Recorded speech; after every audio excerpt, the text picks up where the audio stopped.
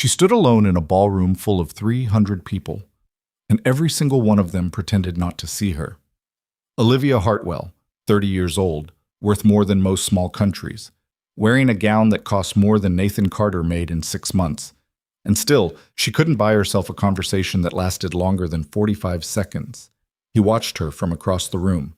A man who had nothing, a man who had lost almost everything. And for reasons he couldn't fully explain, not then, not that night, he set down his clipboard, straightened his collar, and walked toward the one person everyone else was quietly, carefully, deliberately walking away from. Drop a comment telling me what city you're watching from. I want to see how far this story travels. Hit like, stay until the end. This one's worth it. The Hartwell Hope Gala didn't run itself. That was something the 300 guests sipping champagne and murmuring about tax write-offs never stopped to consider. The 16-foot floral arrangements didn't appear by magic. The string quartet didn't materialize out of thin air.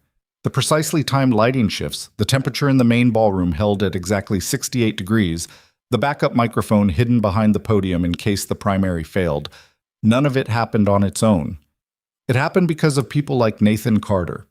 He was 32 years old, average height, the kind of face that blended into a crowd so effortlessly it almost felt intentional. He wore a plain black coordinator's earpiece in his left ear and carried a clipboard that had seen better days, the edges worn soft, a coffee ring stain on the back that no amount of scrubbing had been able to fully erase. His dress shirt was ironed. His shoes were polished. He had taken care with his appearance, the way a man takes care when he can't afford to look like he's struggling, but he absolutely, undeniably is. Because Nathan Carter was struggling. Not in a dramatic, visible way, not in the way that announced itself. He was struggling in the quiet, grinding, invisible way that most people struggle. The kind where you smile at the right moments and keep moving and don't let it show. Because letting it show doesn't pay the bills, and it definitely doesn't help you keep your job. He pressed his finger to the earpiece. Marcus, I need the east ballroom doors cracked at least 6 inches. Temperature in the lobby's climbing.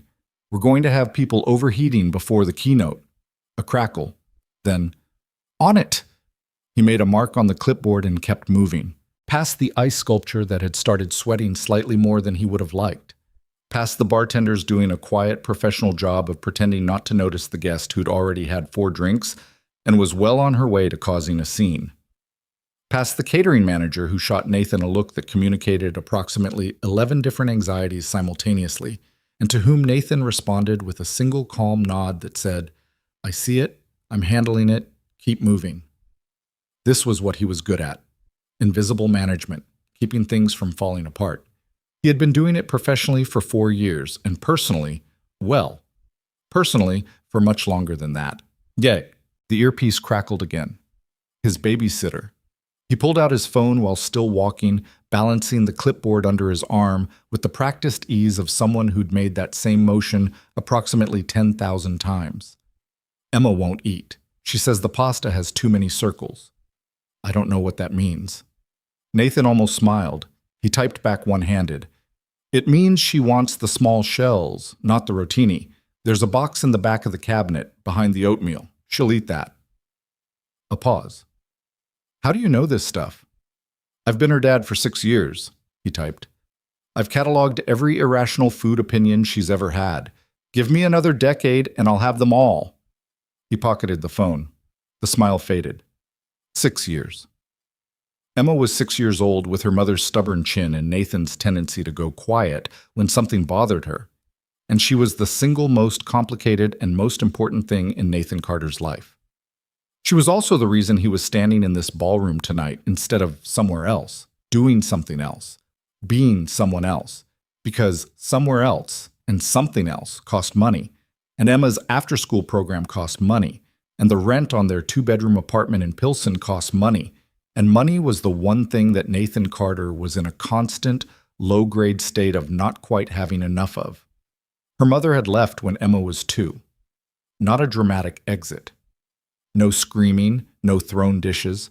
Just a Tuesday morning conversation that ended with packed bags and an Uber and a text message 3 days later that said, essentially, I'm not built for this. I'm sorry. Don't make this harder than it has to be. Nathan had not made it harder than it had to be. He had, instead, become the kind of father who researched pasta shapes and memorized irrational food opinions and took every event coordination job he could get his hands on, even when those jobs ran until midnight and required him to wear a polished shoe and carry a worn-out clipboard and manage other people's expensive problems while quietly carrying his own. He checked his watch. 8:47 p.m. The keynote was at 9. He needed to do one more sweep of the East Wing. He found her in the East Wing, not found, noticed. There's a difference. Finding implies you were looking. Nathan hadn't been looking for anyone. He was checking sightlines from the secondary entrance, running through the mental checklist he'd been running through all evening, when he simply stopped. Because something was wrong. Not wrong in the way that required his earpiece or his clipboard, wrong in a quieter, harder to define way. The kind of wrong that operates below the level of logistics. Olivia Hartwell was standing near the east-facing window with a glass of sparkling water in her hand. Not champagne, he'd noticed that detail later. And she was technically surrounded by people. A cluster of guests a few feet to her left. Another knot of conversation happening 6 feet behind her. She was not physically alone. And yet she was so profoundly, completely alone that it stopped him mid-step. He'd seen photographs, of course. You couldn't work an event connected to the Hartwell Foundation without seeing photographs. Olivia Hartwell was 30 years old, CEO of Hartwell Industries, which had interests in renewable energy infrastructure and healthcare technology, and several other things that Nathan didn't fully understand, but that clearly generated a considerable amount of wealth. She'd been on Forbes. She'd been on the cover of Chicago Business Quarterly. She had the kind of resume that made people feel like they knew something about her before they'd ever been in the same room. The photographs didn't capture the scars. Or rather, the photographs he'd seen had. Some of them. But photographs have a way of flattening things. And what Nathan saw now was not flat. The burn scars ran from the left side of her jaw down the side of her neck, disappearing beneath the collar of her dress. They pulled slightly at the skin near her ear, giving her face an asymmetry that was subtle but visible, the kind of thing a person notices in the first second and then, if they're decent, stops noticing. He had heard the story. Everyone in Chicago had heard the story, in the way that certain stories become part of a city's ambient knowledge. You absorb them without quite knowing when or how. 7 years ago. A fire in a residential building near Wicker Park. She'd been 23, driving home, saw smoke, heard a child screaming from a third-floor window. The fire department was 4 minutes away. She hadn't waited. She'd gotten the child out. Herself, less so. The scars were the evidence of a decision she'd made in under 10 seconds, and they had followed her every day since. What the photographs definitely didn't capture, what Nathan was looking at right now from across the East Wing, was the expression on her face. She was watching the room, watching the way people moved around her, not looking at her, not stopping to speak to her, simply orbiting around her at a careful, consistent distance, the way water flows around an obstacle. Politely. Naturally, without acknowledging that they were doing it at all. And her face, she knew. That was the thing. She wasn't oblivious to it. She knew exactly what was happening, and she had developed, over what was clearly a long time, the ability to wear that knowledge in a very specific way, chin slightly up, shoulders back, eyes steady. The posture of someone who has decided that if they're going to be looked at or not looked at, they're going to make the choice about how they hold themselves while it happens.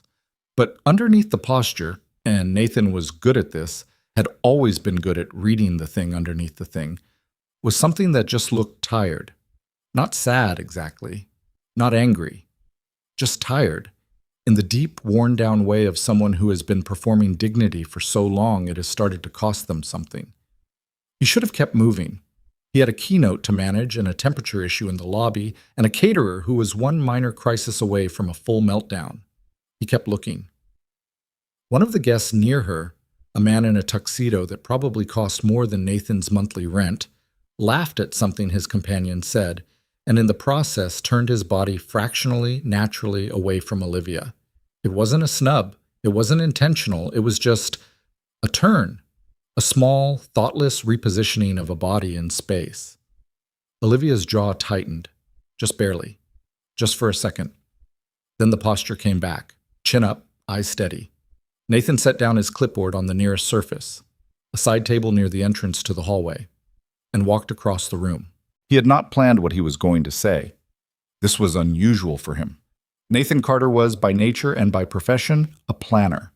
He anticipated problems before they happened and had responses ready before they were needed. Improvisation made him uncomfortable. He was good at it.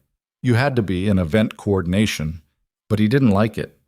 Walking toward Olivia Hartwell with no plan and no script and no clear idea of what he was going to do when he got there was possibly the least Nathan Carter thing he'd ever done. He passed a woman in a blue gown who glanced at him with the polite, dismissive expression that guests reserved for staff. He passed a small group of men in suits who were discussing something intensely and didn't notice him at all. He navigated around a waiter carrying a tray of hors d'oeuvres. And then there was no more room to navigate and no more guests to pass. And he was standing approximately 4 feet from Olivia Hartwell. She didn't look at him immediately. She was still watching the room with that careful, measured steadiness. Then she turned and her eyes found him, and she said, before he could say anything, "You're the coordinator." "I am," he said. "I saw you earlier, near the entrance." Her voice was even, measured, like someone who had learned to offer people as little as possible to work with until they demonstrated they deserved more. "That was me," he agreed. A pause. The string quartet had transitioned into something slow and formal. Neither of them looked at them. "Is there a problem?" she asked. "Does my father need me somewhere?" "No," Nathan said. "No problem. I just—" He paused. This was the moment where the lack of a plan became visible. He didn't try to hide it. "I noticed you'd been standing over here for a while, and I thought I thought I'd come say hello." Something shifted in her expression. Not much. Just a small recalibration, like a door that opens half an inch before someone decides whether to open it further. "You thought you'd come say hello," she repeated. Not mocking, just checking the information against something internal. "Yes." "Why?" It was a direct question, and she was watching him very carefully when she asked it. Not hostile, just precise. She wanted an honest answer, not a polished one. "Because it looked like you could use one," he said.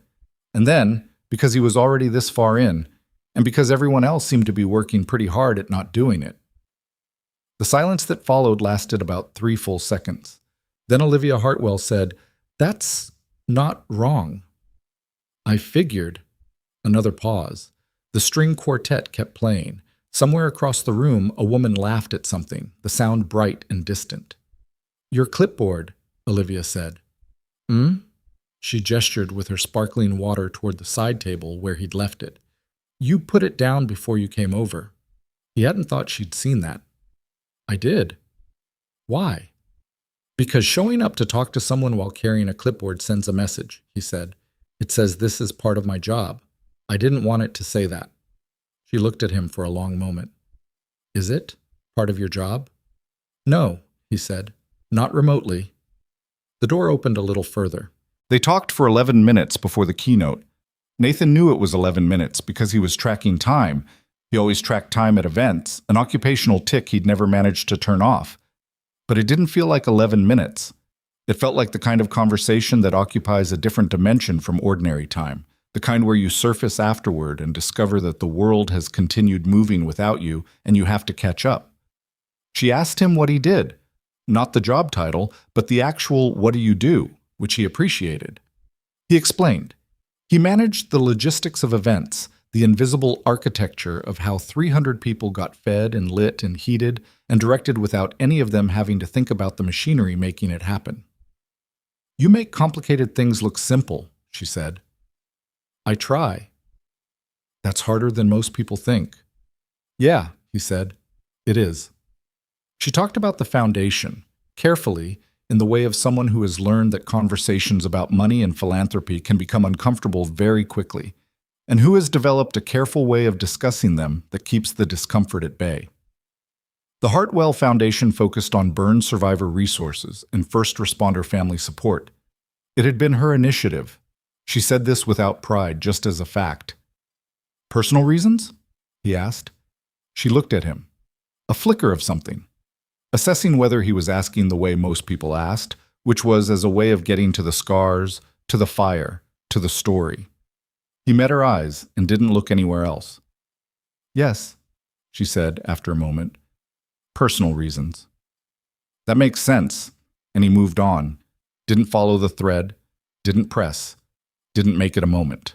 Just moved on to the next thing, as if the scars and the fire and the story were part of her but not the sum of her, which was, she would think later, exactly how it was supposed to feel. She asked him about himself, and he told her the truth in the economical way he told it to everyone. 32, single dad, daughter named Emma, who was 6 years old and currently refusing to eat pasta with the wrong shape. Olivia blinked. The wrong shape. "She has opinions," he said. "Strongly held ones. I respect it, honestly." "What's the wrong shape?" "Tonight it's rotini. She wanted small shells." "That's very specific." "She's a very specific person." He said it with a flatness that was also somehow clearly affection, the kind of affection that doesn't need to announce itself. Olivia looked at him for a moment. "How long have you been doing it alone?" "About 4 years," he said. "After her mom left, He paused, not performing the pause, just actually thinking about how to say it accurately. "It's hard in ways that are hard to explain, and it's also just my life." "So," she nodded. She understood that. The thing that is simultaneously difficult and simply the reality you inhabit. His earpiece crackled. He touched it, listened, glanced at his watch. "I have to go," he said. "Keynote in 4 minutes, and the podium microphone needs something." He picked up his clipboard from the side table. Then he stopped, turned back. "Ms. Hartwell." "Olivia." He accepted the correction with a nod.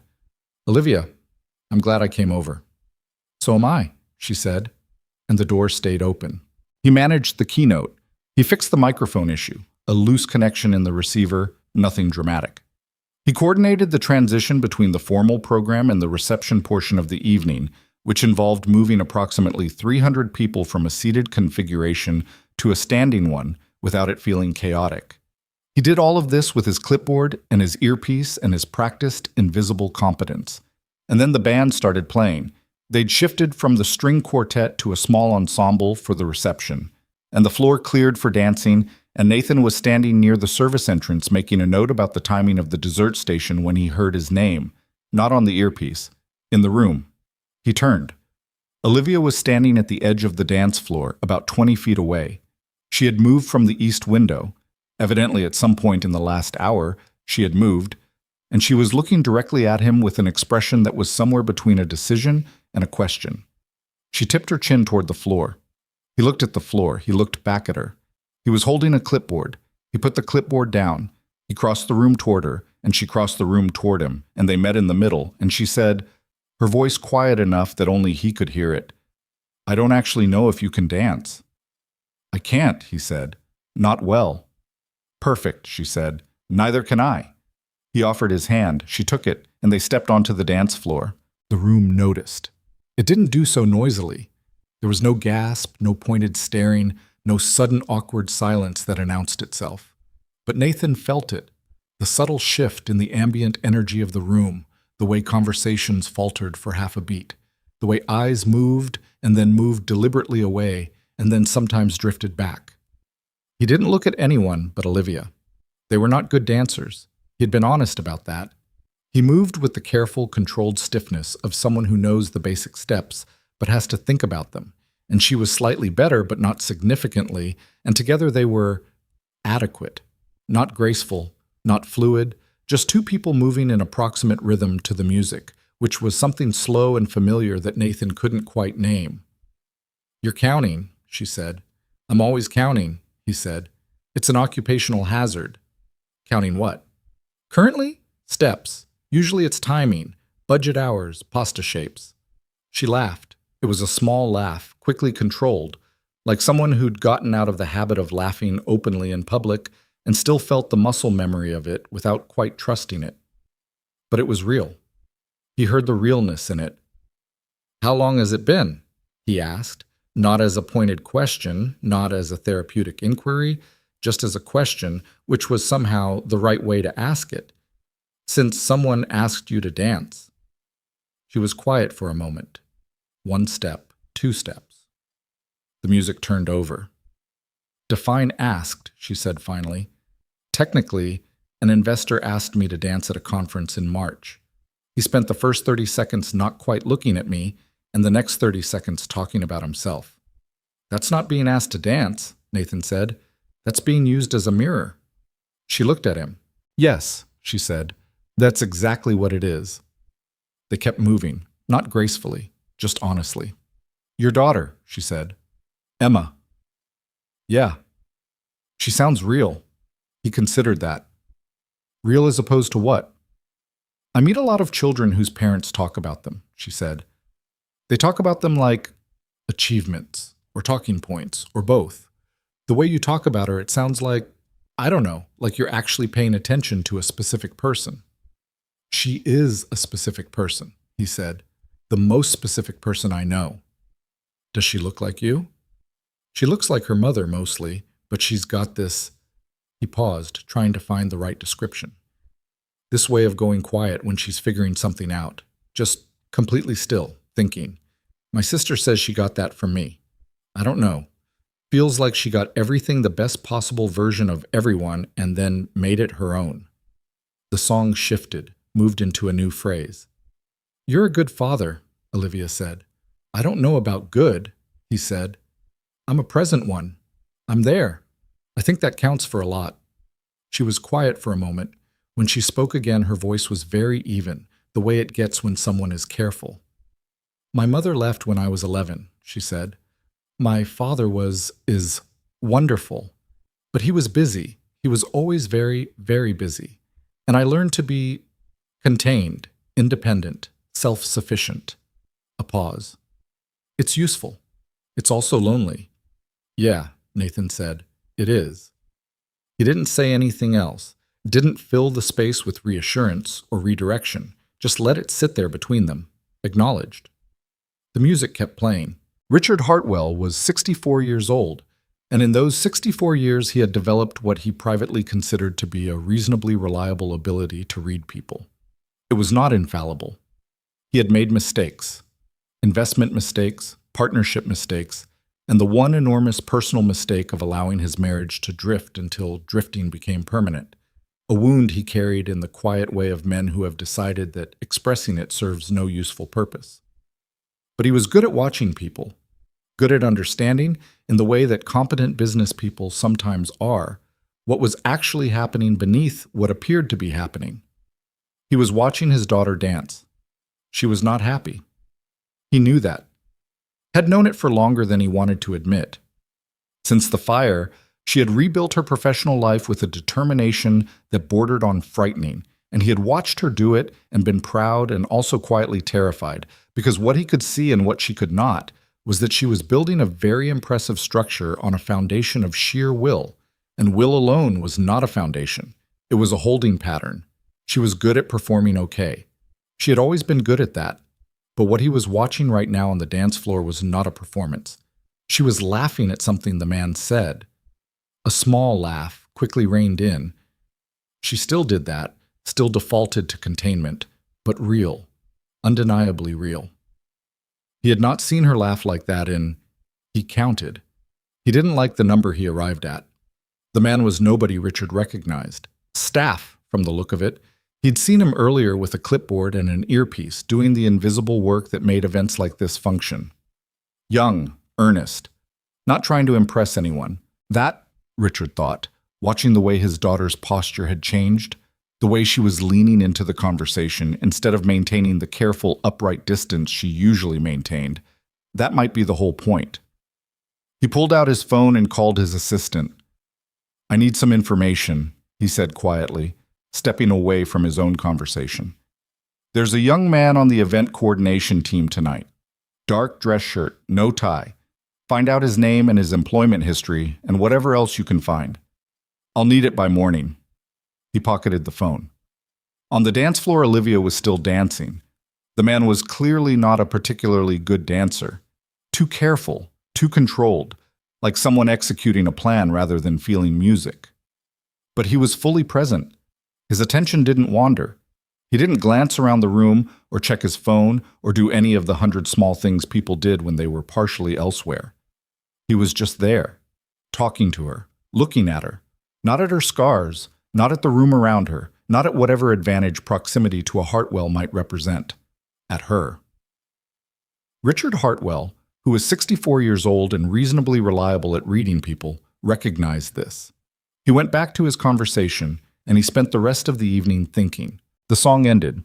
They stood on the floor for a moment after it did, in the brief, slightly awkward pause between music and real life, the moment where whatever had existed in the space of a dance has to figure out how to exist outside of it. "Thank you," Olivia said. She had let go of his hand, but she hadn't stepped back.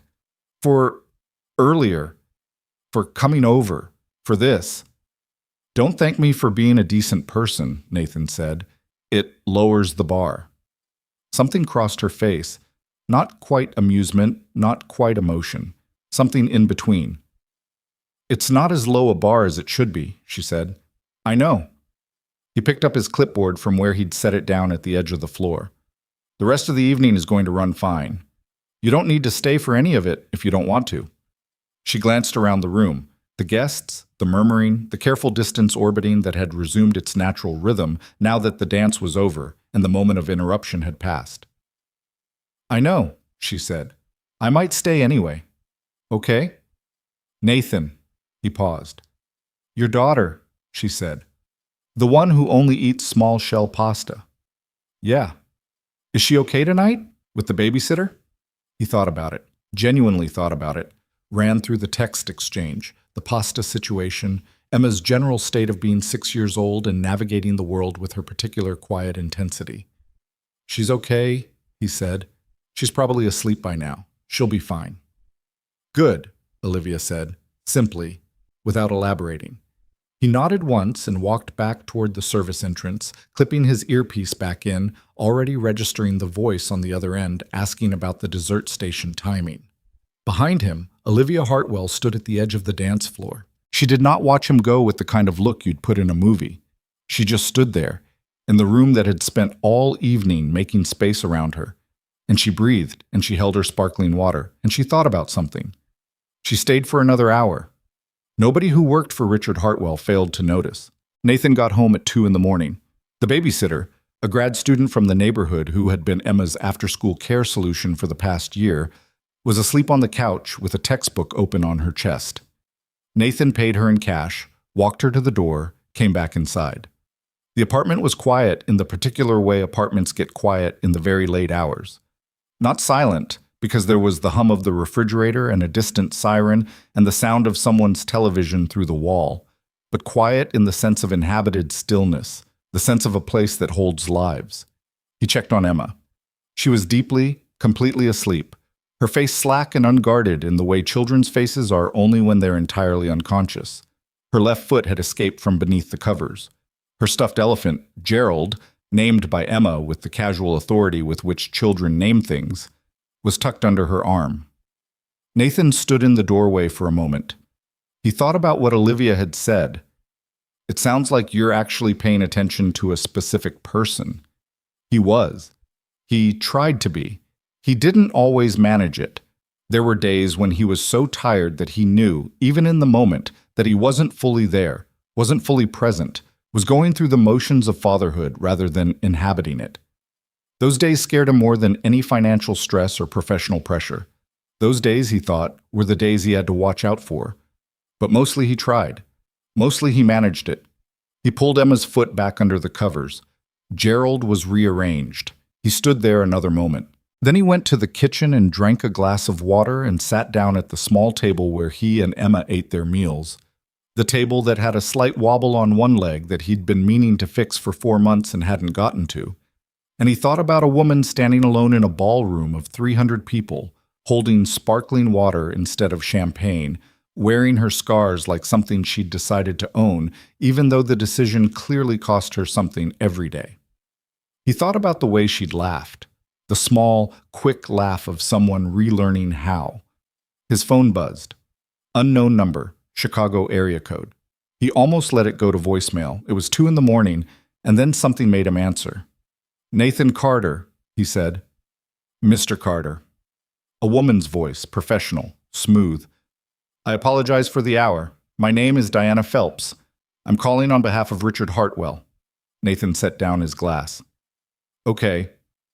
Mr. Hartwell would like to meet with you tomorrow morning. He's asked me to see if you're available at 9 a.m. at the Hartwell corporate offices downtown. A pause. He said to tell you it's regarding a professional matter and that it's important. Nathan looked at the table with the wobbly leg, at the kitchen that was small and somewhat worn and absolutely completely his. I'll be there, he said. He hung up. He sat at the table for a long time. He wore his best suit. It was his only suit, technically, but it was genuinely good. He'd bought it 3 years ago for a job interview and taken good care of it since, because he'd known even then that it might need to do a lot of work. It was dark gray, well cut, the kind of suit that communicated seriousness without trying too hard. He sat across from Richard Hartwell at 9:14 in the morning. Richard had been 4 minutes late, which Nathan suspected was intentional, a minor test of composure, in an office that managed to be simultaneously impressive and comfortable in a way that spoke of very good interior design and a person who'd lived in money long enough not to need to announce it. Richard Hartwell looked like an older male version of his daughter, the same steadiness in the eyes, the same quality of attention, the sense that when he was looking at you, he was actually looking at you and not at a version of you he'd already decided on. Mr. Carter, Richard said, thank you for coming on short notice. Of course, Nathan said. He had decided on the train ride over that his strategy was simply to be honest. He did not have the resources for anything more elaborate. You spoke with my daughter last night. Richard said this as a statement, not an accusation. I did. For approximately 11 minutes during the pre-keynote reception, and then you danced with her. Nathan absorbed the fact that he'd been watched. Yes. May I ask why? Richard folded his hands on the desk. My daughter is, you understand, she is not a person who is typically approached by strangers at events. People are generally careful, Nathan said. Richard paused. Yes, careful, which makes your decision to approach her notable. So I'd like to understand it. Nathan thought about how to answer this. The honest answer was the one he'd already given Olivia, that he'd noticed she was alone in a room full of people and it had bothered him enough that he'd done something about it. That wasn't strategy or calculation, it was just reaction. The reaction of a person who doesn't like watching people be invisible when they shouldn't be. He said that. More or less exactly that. Richard listened. He didn't interrupt. When Nathan finished, Richard was quiet for a moment. My daughter called me this morning, he said, at 6:30 a.m., which is approximately 2 hours before she typically calls me. She talked about you for 40 minutes. He paused. In 20 years of watching my daughter navigate social situations, she has not once spent 40 minutes talking about a stranger she met at an event. Nathan didn't say anything. I'm not going to pretend I haven't done some research, Richard continued. You have a good professional record. Some gaps, which I understand are connected to your daughter's early years, and which I have no interest in holding against you. You're competent, you're reliable, and every person you've worked with has described you with the same word, dependable. That's a boring word, Nathan said. Richard almost smiled. It's the best word, actually, in my experience. He opened a folder on the desk. The Hartwell Foundation is expanding, he said. We're developing new programming for burn survivor resources and first responder family support. This expansion requires coordination, not just administrative, but operational. Someone who can manage complex moving pieces, maintain calm under pressure, and work directly with the team leading the initiative. He looked up. My daughter leads that initiative. Nathan was very still. I'm offering you a position, Richard said. Director of Foundation Operations. It's a significant step from event coordination. I won't pretend otherwise. The salary is, he named a number. Nathan kept his face neutral with the focus of someone keeping a very heavy thing from visibly shaking. And there's a benefits package, including a dependent care supplement for your daughter's programs. Richard set the folder aside. I want to be clear. This is not charity. You would have to earn this role. There are people on the team who will not be pleased about an outside hire, and you would need to demonstrate that you belong there. I understand, Nathan said. Do you have questions? Nathan thought about his daughter, asleep with her elephant and her escaped foot. He thought about the wobbly table leg. He thought about a woman in a ballroom who had laughed a small, quick, genuine laugh and reined it back in. One question, he said. Richard waited. Does Olivia know about this offer? A pause. Richard looked at him with something that was close to respect. She suggested it, he said. Nathan exhaled. Then yes, he said. I have a lot of questions, but yes. The first thing Nathan learned about the Hartwell Foundation offices was that they smelled like fresh coffee and old ambition, which was not a bad combination, but was also not a forgiving one. The second thing he learned was that approximately half the people who worked there did not want him there. He figured this out on his first day, which was a Monday in early October, 3 weeks after the gala. He'd given his notice to the event coordination company, a conversation that had lasted 6 minutes and ended with his supervisor saying, "Well, good for you, I guess," in a tone that suggested she meant the opposite. And he'd arranged for Emma's after-school schedule to shift slightly to accommodate the new hours, and he'd sat at the wobbly kitchen table the night before his first day and told himself that he was ready. He was not ready. He was prepared. There's a difference. Prepared means you've done the work you can do in advance. Ready implies something more interior, some state of settled confidence. And Nathan Carter, on the morning of his first day at the Hartwell Foundation, was many things, but settled was not among them. The offices occupied the 31st and 32nd floors of a building in the Loop that had more glass than Nathan thought was strictly necessary. The elevator opened onto a reception area where a young woman with a headset and an expression of professional neutrality directed him to a conference room on the 31st floor, and where he spent the first 20 minutes of his employment at the Hartwell Foundation sitting alone with a cup of coffee that was genuinely excellent and a view of Chicago that would have been breathtaking if he hadn't been too nervous to appreciate it. The first person to arrive was a man named David Cho. David Cho was 38 years old, had a PhD in nonprofit administration from Northwestern, had been with the foundation for 6 years, and had, Nathan would later learn, applied for the Director of Foundation Operations position himself 3 months ago before being told, gently, then less gently, that the position was being restructured. He was compact and precise, with the kind of careful stillness that Nathan recognized as a managed version of something less careful. He sat down across the table from Nathan, placed a folder in front of him, and said, "I'm going to be honest with you." "I appreciate that," Nathan said. "I don't know why you're here," David said. "I've seen your resume. You're competent. I'm not saying you're not competent, but this role requires experience in nonprofit operations at a scale that event coordination doesn't, by any reasonable interpretation, prepare someone for." Nathan looked at him. "You're right," he said. David blinked. He had clearly prepared for pushback. "You're right," Nathan said again. "I don't have that background. I have transferable skills and a steep learning curve ahead of me, and I'm aware of both those things. I'm not going to pretend otherwise." He picked up his coffee. "What I'd like to know is what the biggest operational problem is right now. Not the official version, the actual one." A pause. David looked at him for a long moment. Some kind of internal calculation happened behind his eyes. Then he opened the folder. "Budget reconciliation between the Chicago and Detroit offices," he said. "It's been a mess for 8 months. 2 different accounting systems that don't speak to each other, and a reporting structure that made sense 4 years ago and makes no sense now." "Okay," Nathan said. "Walk me through it." It wasn't a truce. Truces take time, but it was the beginning of something. Olivia arrived 45 minutes into the meeting. She came in without the composure she'd worn at the gala, like a second skin, which surprised Nathan until he understood. This was her space. She'd built this place. She didn't need the armor here the same way she needed it in a room full of people who didn't know her.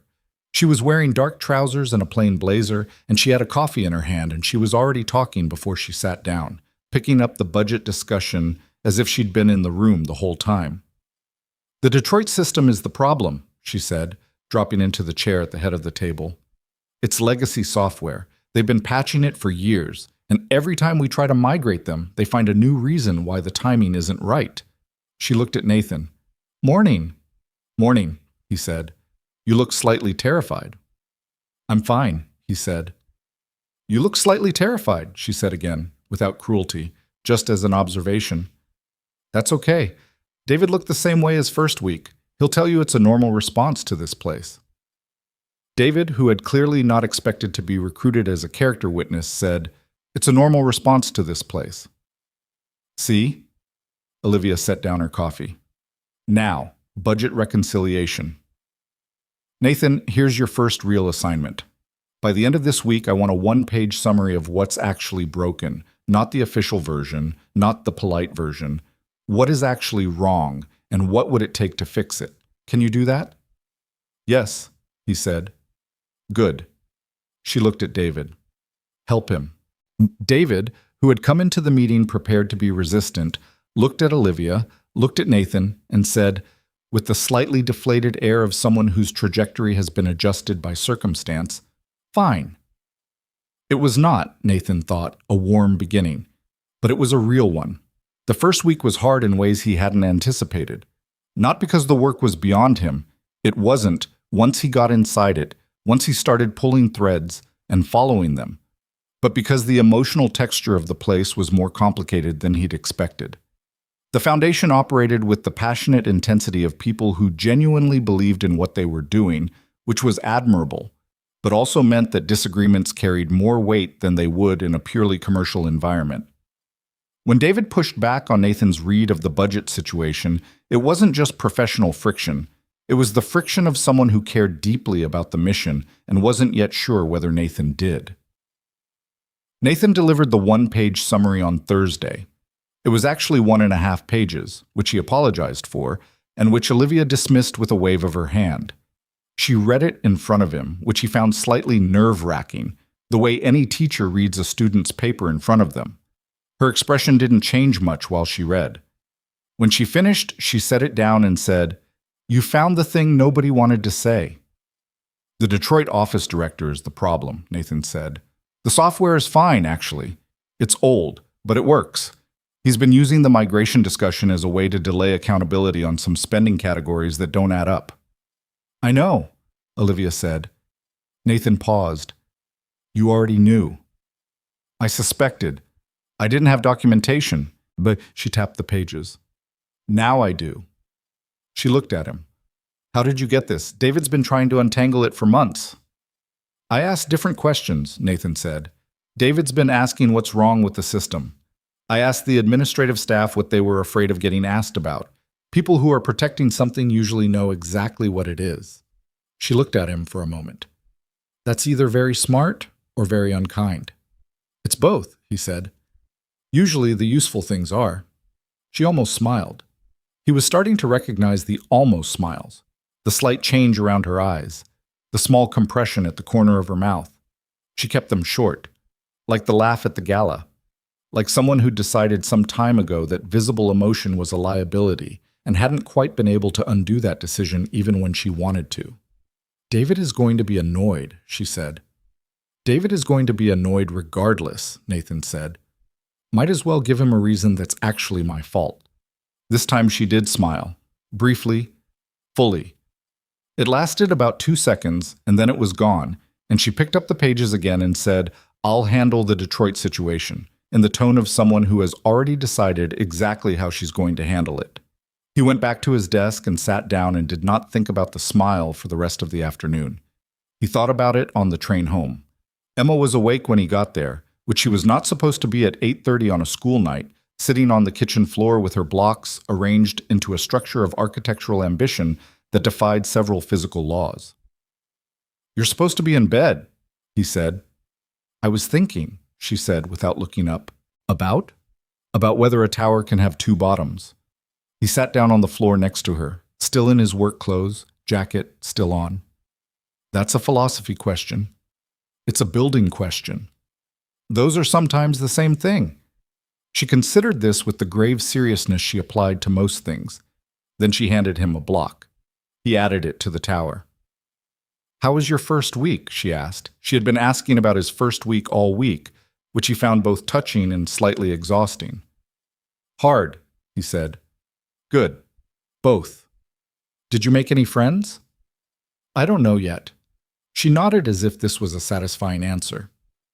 "It took me 2 weeks to make a friend in first grade," she said. "Maya didn't talk to me for the first week, and then she shared her eraser, and then we were friends." "Noted," Nathan said. "I'll look for someone with an eraser." Emma's tower fell over. She looked at it, assessed the damage, began rebuilding without visible distress. This was, Nathan thought, one of her best qualities. The capacity to watch something fall and simply start again without making it a tragedy. He wished, not for the first time, that he'd learned that earlier in his own life. The second week was different. Not easier, but different. The difference was partly that he'd proven something. To David, to the other staff members who'd been watching him with the particular wariness reserved for outside hires, and partly that he'd started to understand the actual architecture of the place, not just its administrative structure, but its emotional one. Who deferred to whom? Who held grudges about what? Which disagreements were professional and which were personal, and which had started as one and curdled into the other. He was good at this, had always been good at it. The invisible management of human systems. Olivia was in and out of the office. She had obligations beyond the foundation, board meetings, investor relations, the ongoing work of being the public face of a company worth several $billion. And she handled the transitions between these worlds with a fluency that Nathan found impressive and slightly exhausting to watch. She could be in back-to-back foundation strategy sessions in the morning and on a video call with European energy sector partners in the afternoon, and nobody would necessarily know, looking at her, what it cost her to move between those registers. But Nathan was good at reading what was underneath things. On a Tuesday afternoon in the third week, she came back from what he'd been told was a board meeting and went directly to her office and closed the door and didn't come out for 40 minutes. When she did emerge, everything was correct. Posture, expression, tone, the careful architecture of composed professionalism. But she was holding her coffee mug with both hands in the way that people hold things when they need something to hold on to. He knocked on the open door. "You don't need to check on me," she said, without looking up from her desk. "I'm not checking on you," he said. "I need your signature on the Detroit transition documents." A pause. "Now?" "They can wait until tomorrow." She looked up. They both acknowledged the thing that had just happened, the transparent excuse, the real question underneath it. "Come in," she said. He sat down across from her. The documents were real. He did actually need her signature, but he put them on the edge of the desk and didn't push them toward her. "Board meeting was rough," she said. "Not a question." "You don't have to—" "Marcus Vail," she said. The name carried weight, the kind of weight that comes from a long history of friction. "He's been on the Hartwell Industries board for 12 years. He was a friend of my father's, theoretically, before he became someone who attends board meetings and questions every decision I make, in the careful, measured tone of someone who would never say anything directly discriminatory, but manages to communicate it anyway." Nathan waited. "He questioned the foundation's expansion budget today," she said. "Said the optics of aggressive growth right now are wrong. That the foundation is, and I'm quoting, overextended by its visible face." Her jaw tightened slightly.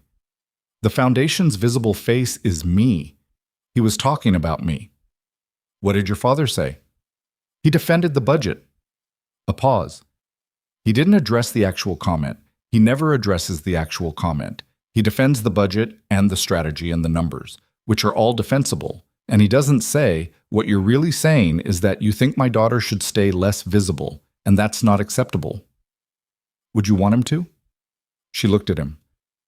"I don't know," she said with unexpected honesty. "I think I'd want him to. I'm not sure it would help." She set down the coffee mug, straightened a paper on her desk that didn't need straightening. "It's fine. I've dealt with Marcus Vail for 6 years. I know how to manage it." "Managing it and being okay with it aren't the same thing," Nathan said. She looked at him again, the same flicker as the first night, the door opening half an inch. No, she said. They're not. He pushed the documents toward her. She picked up a pen. While she signed, he said, "For what it's worth, and I'm aware it might not be worth much, given that I've been here 3 weeks, the visible face of this foundation is what makes it work. The programs we're building, the survivor outreach, the reason people respond to it, it's not the budget numbers. It's the fact that the person running it is someone who actually knows what these people have been through." She finished signing. She set down the pen. "That's true," she said. "It's also what makes me a target." "Yeah," he said. "I know." He took the documents. "I'm not saying it's fair, I'm saying it's real, and you already know it, and you're still doing it anyway." He stood up to leave. "Nathan," he stopped. "What made you decide to stay?" she asked. "In event coordination. Before this. You have skills that go beyond logistics. Why did you stay doing that for 4 years?" He thought about it. The honest answer involved Emma and money and the basic calculus of survival, but that wasn't the complete answer. "Because it was reliable," he said. "And when you have a kid and no safety net, reliable is worth a lot, even if it's not where you're supposed to be." He paused. "But eventually you reach a point where reliable starts to feel like hiding, and you have to decide whether you're going to keep hiding or do something about it." She was quiet for a moment. "Was the gala the decision point?" she asked. "I think it might have been," he said. He left with the documents. She sat with her coffee for a long time after he'd gone. By the end of the first month, the shape of their working relationship had started to emerge, and it was complicated in the way that working closely with someone always is, but specifically complicated because neither of them were particularly good at easy. They were both people who had learned to operate from a place of controlled competence, which meant they occasionally ran into each other's edges in ways that produced friction. The first real argument happened over a program proposal. Nathan had been developing a new intake process for the burn survivor support network, a redesigned referral system that would cut processing time by approximately 40% and remove a documentation bottleneck that had been delaying people's access to services for months. He'd spent 3 weeks on it. He'd gotten input from David, from the program staff, from 2 survivor advocates who consulted with the foundation. He thought it was solid. Olivia read it and said, "This removes the personal intake interview." "It replaces it with a streamlined digital process," Nathan said. "The interview was taking 2 to 3 weeks to schedule, and it was a barrier for people who needed—" "The interview isn't a barrier," she said. Her voice was even, but the evenness had a different quality than usual. "The interview is often the first time these people have talked to another human being about what happened to them. It's not an administrative step. It's part of the support. The documentation suggests it was creating access delays. Then fix the scheduling, not the interview." She set the proposal down.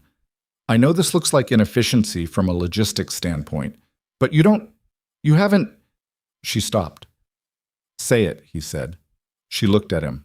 "You haven't lived it," she said.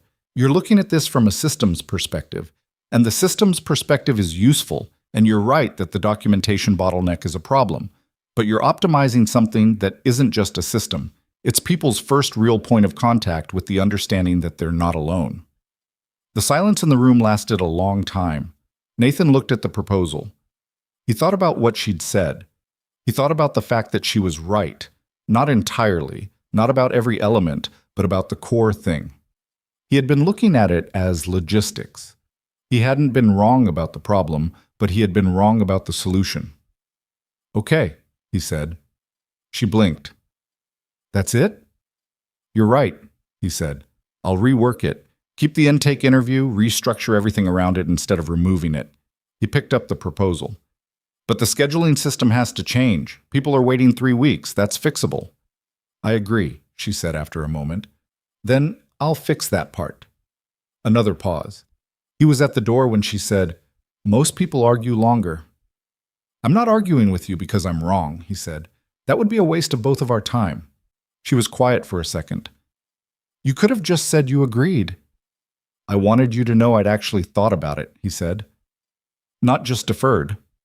He went back to his desk.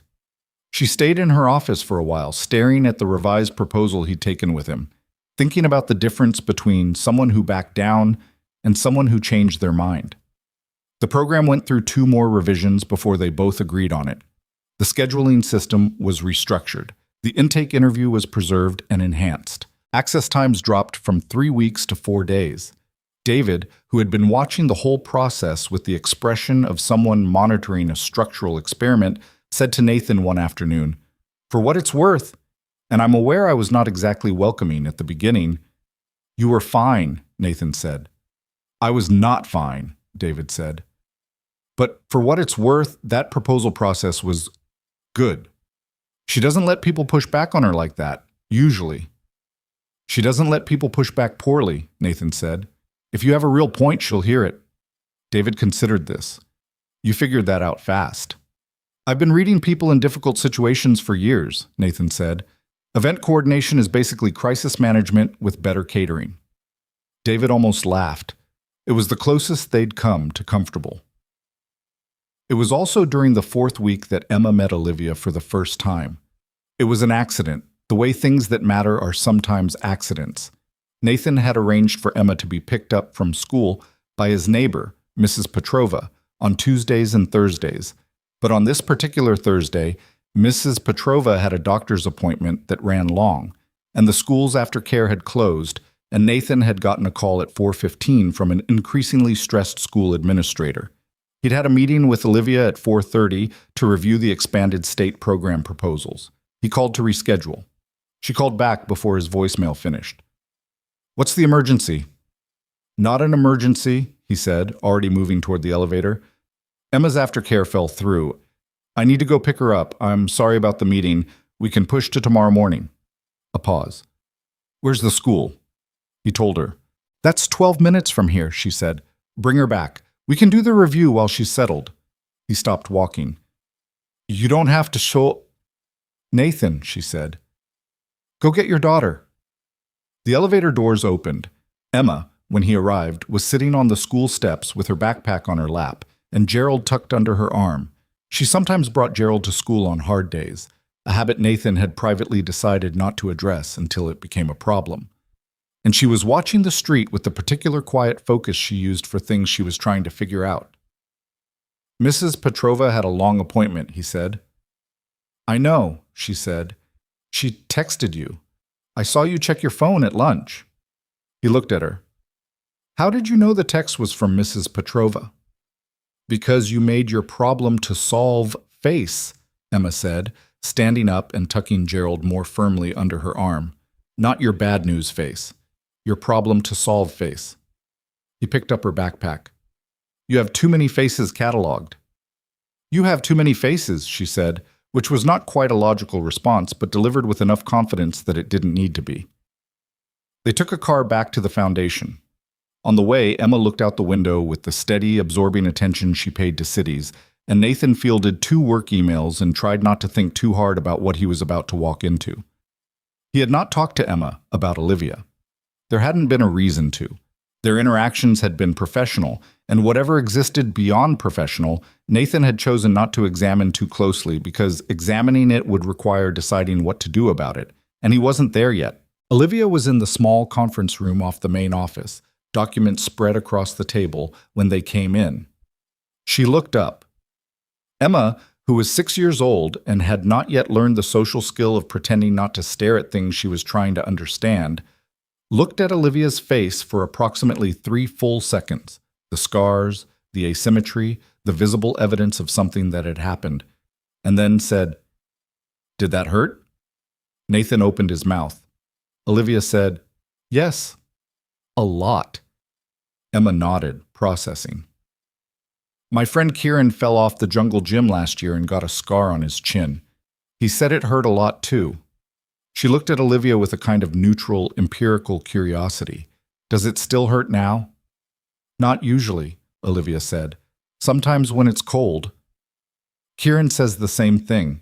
She seemed to consider this satisfying, some kind of category confirmed. Then she looked around the conference room and said, "Is there somewhere I can put Gerald down? He gets tired." Olivia pointed to the empty chair at the end of the table. Emma arranged Gerald carefully in the chair, took out her homework folder, and settled in with the matter-of-fact competence of a child who has grown up in adult professional spaces and knows how to navigate them.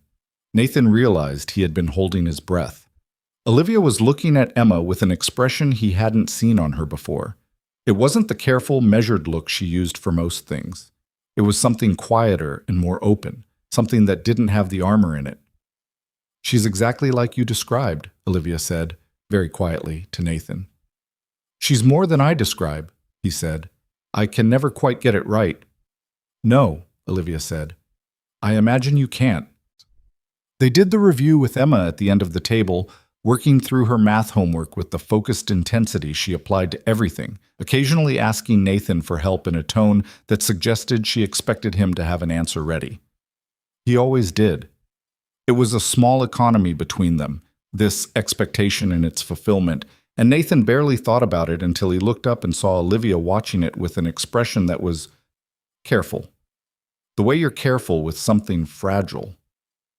At some point, Emma looked up from her homework and said to Olivia, "What do you do here?" "I run this place," Olivia said. Emma considered this. "Do you like it?" "Yes," Olivia said. Then, after a second, "Most days."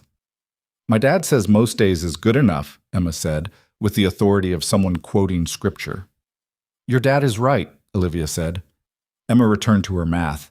Nathan caught Olivia's eyes over the table, and something passed between them that neither of them had a name for yet, something that was made up of a shared awareness of this small, specific person doing her homework in a conference room at the Hartwell Foundation on a Thursday afternoon, and what it meant that she was here, and what it meant that neither of them seemed to mind. They finished the review at 6. Nathan gathered Emma's things. At the door, Emma turned to Olivia and said, with absolute seriousness, "Your elephant is nicer than Gerald, but Gerald has more experience." Olivia glanced at the stuffed animal in Nathan's arms. She looked back at Emma. "I don't have an elephant," she said. "You should," Emma said, as if this were obvious. On the elevator down, Nathan said, "I'm sorry about the elephant comment." "Don't apologize for it," Emma said firmly. She needed to hear it. He looked at his daughter. "What?" she said. "Nothing," he said. "You're right. She probably did." Outside, the Chicago evening was cold and clean. The sky, the particular deep blue it gets in October when the air has just started to carry winter in it. Nathan flagged a car, got Emma settled in the back seat, buckled her in with the automatic efficiency of 1,000 previous bucklings. As the car pulled into traffic, Emma said, "She's sad." Nathan looked at her. "Olivia?" She was watching out the window again, tracking the city. "She's sad the way you were sad after Mom left, like she keeps it in a specific place and only lets it out a little at a time." The car moved. The city moved around them. Nathan didn't say anything. "But she's also kind of like you," Emma added, "the way she talked about the place, like she actually cares what happens." "She does," Nathan said. "I know." Emma turned from the window. "Is she your friend?" He thought about it, tried to answer honestly, the way he always tried to answer Emma's honest questions honestly. "I think she might be getting there," he said. Emma accepted this with a nod. She leaned her head against the window and watched the city go by. And she didn't say anything else, and the car carried them home through the October dark. Behind them, in the conference room on the 31st floor, Olivia Hartwell sat for a long time after they'd gone. The documents were still spread on the table. The chair at the end still held a slight impression from where a stuffed elephant had rested. She picked up her phone and stared at it for a while without calling anyone. Then she put it down and got back to work, because that was what she knew how to do, and because the feeling in her chest, the one that had arrived sometime during Emma's homework and hadn't quite left, was going to need more time before she knew what to do with it. She had gotten very good over the years at giving difficult things more time. She wasn't sure tonight whether that was still the right approach, but she filed it away, in the specific place where she kept the things she wasn't ready to examine, and she worked until 9, and she drove home through the same October dark, and she did not let herself think about it until she was in her own apartment, alone with the city lights and the silence, and she found that she thought about it anyway. The expansion announcement went live on a Wednesday morning in November, and by noon the internet had already decided how it felt about Olivia Hartwell. Nathan was at his desk reviewing the Detroit transition documents when David appeared in his doorway with a laptop and an expression that communicated something between professional concern and the look of a man who has just watched a car accident begin and cannot stop it. "You need to see this," David said. He turned the laptop around. The Foundation's social media team had posted the expansion announcement at 9 a.m., new survivor programs across Illinois, Michigan, and Ohio, a 40% budget increase, a public-facing video featuring Olivia speaking directly to camera about the Foundation's mission and her own experience as a burn survivor. It had been Nathan's suggestion, actually, that last part. The authenticity component. He'd argued for it in a meeting 2 weeks ago, said that the most powerful thing they could do was put a real face on the work, that donors and partners responded to truth more than to polished institutional messaging. Olivia had resisted for a week. Then she'd agreed. Then she'd spent 3 days working with the communications team on a video that was unscripted and unpolished and absolutely, unmistakably real. 4 minutes of her talking about the fire, about recovery, about the specific grinding work of rebuilding a life around scars that don't disappear. Nathan had watched the final cut in the editing room. He had not said anything afterward, which Olivia had looked at him for, trying to read, and he'd said, "It's honest. That's what matters." Which was true, but was not everything he'd thought. What he'd thought was, this is going to cost her something, and she's doing it anyway. The numbers on the video were extraordinary. By noon, it had 400,000 views. By 2 p.m., 600,000. The comments section, which the social media team had flagged, was the problem. He read them. He read more of them than he should have. The supportive ones were real and numerous. People sharing their own stories, burn survivors talking about what it meant to see someone like Olivia in that position, first responders and their families expressing gratitude. Those were real, and they were significant, and they were not the problem. The problem was the other kind. Some of them were crude, the kind of cruelty that exists online because distance makes people braver and worse simultaneously. Comments about her appearance, about her face, about whether someone who looked like that deserved to be in a position of visibility. Those were vile and easy to categorize. The social team was removing them as fast as they appeared. The harder ones were the sophisticated kind, the ones that dressed themselves in the language of legitimate concern.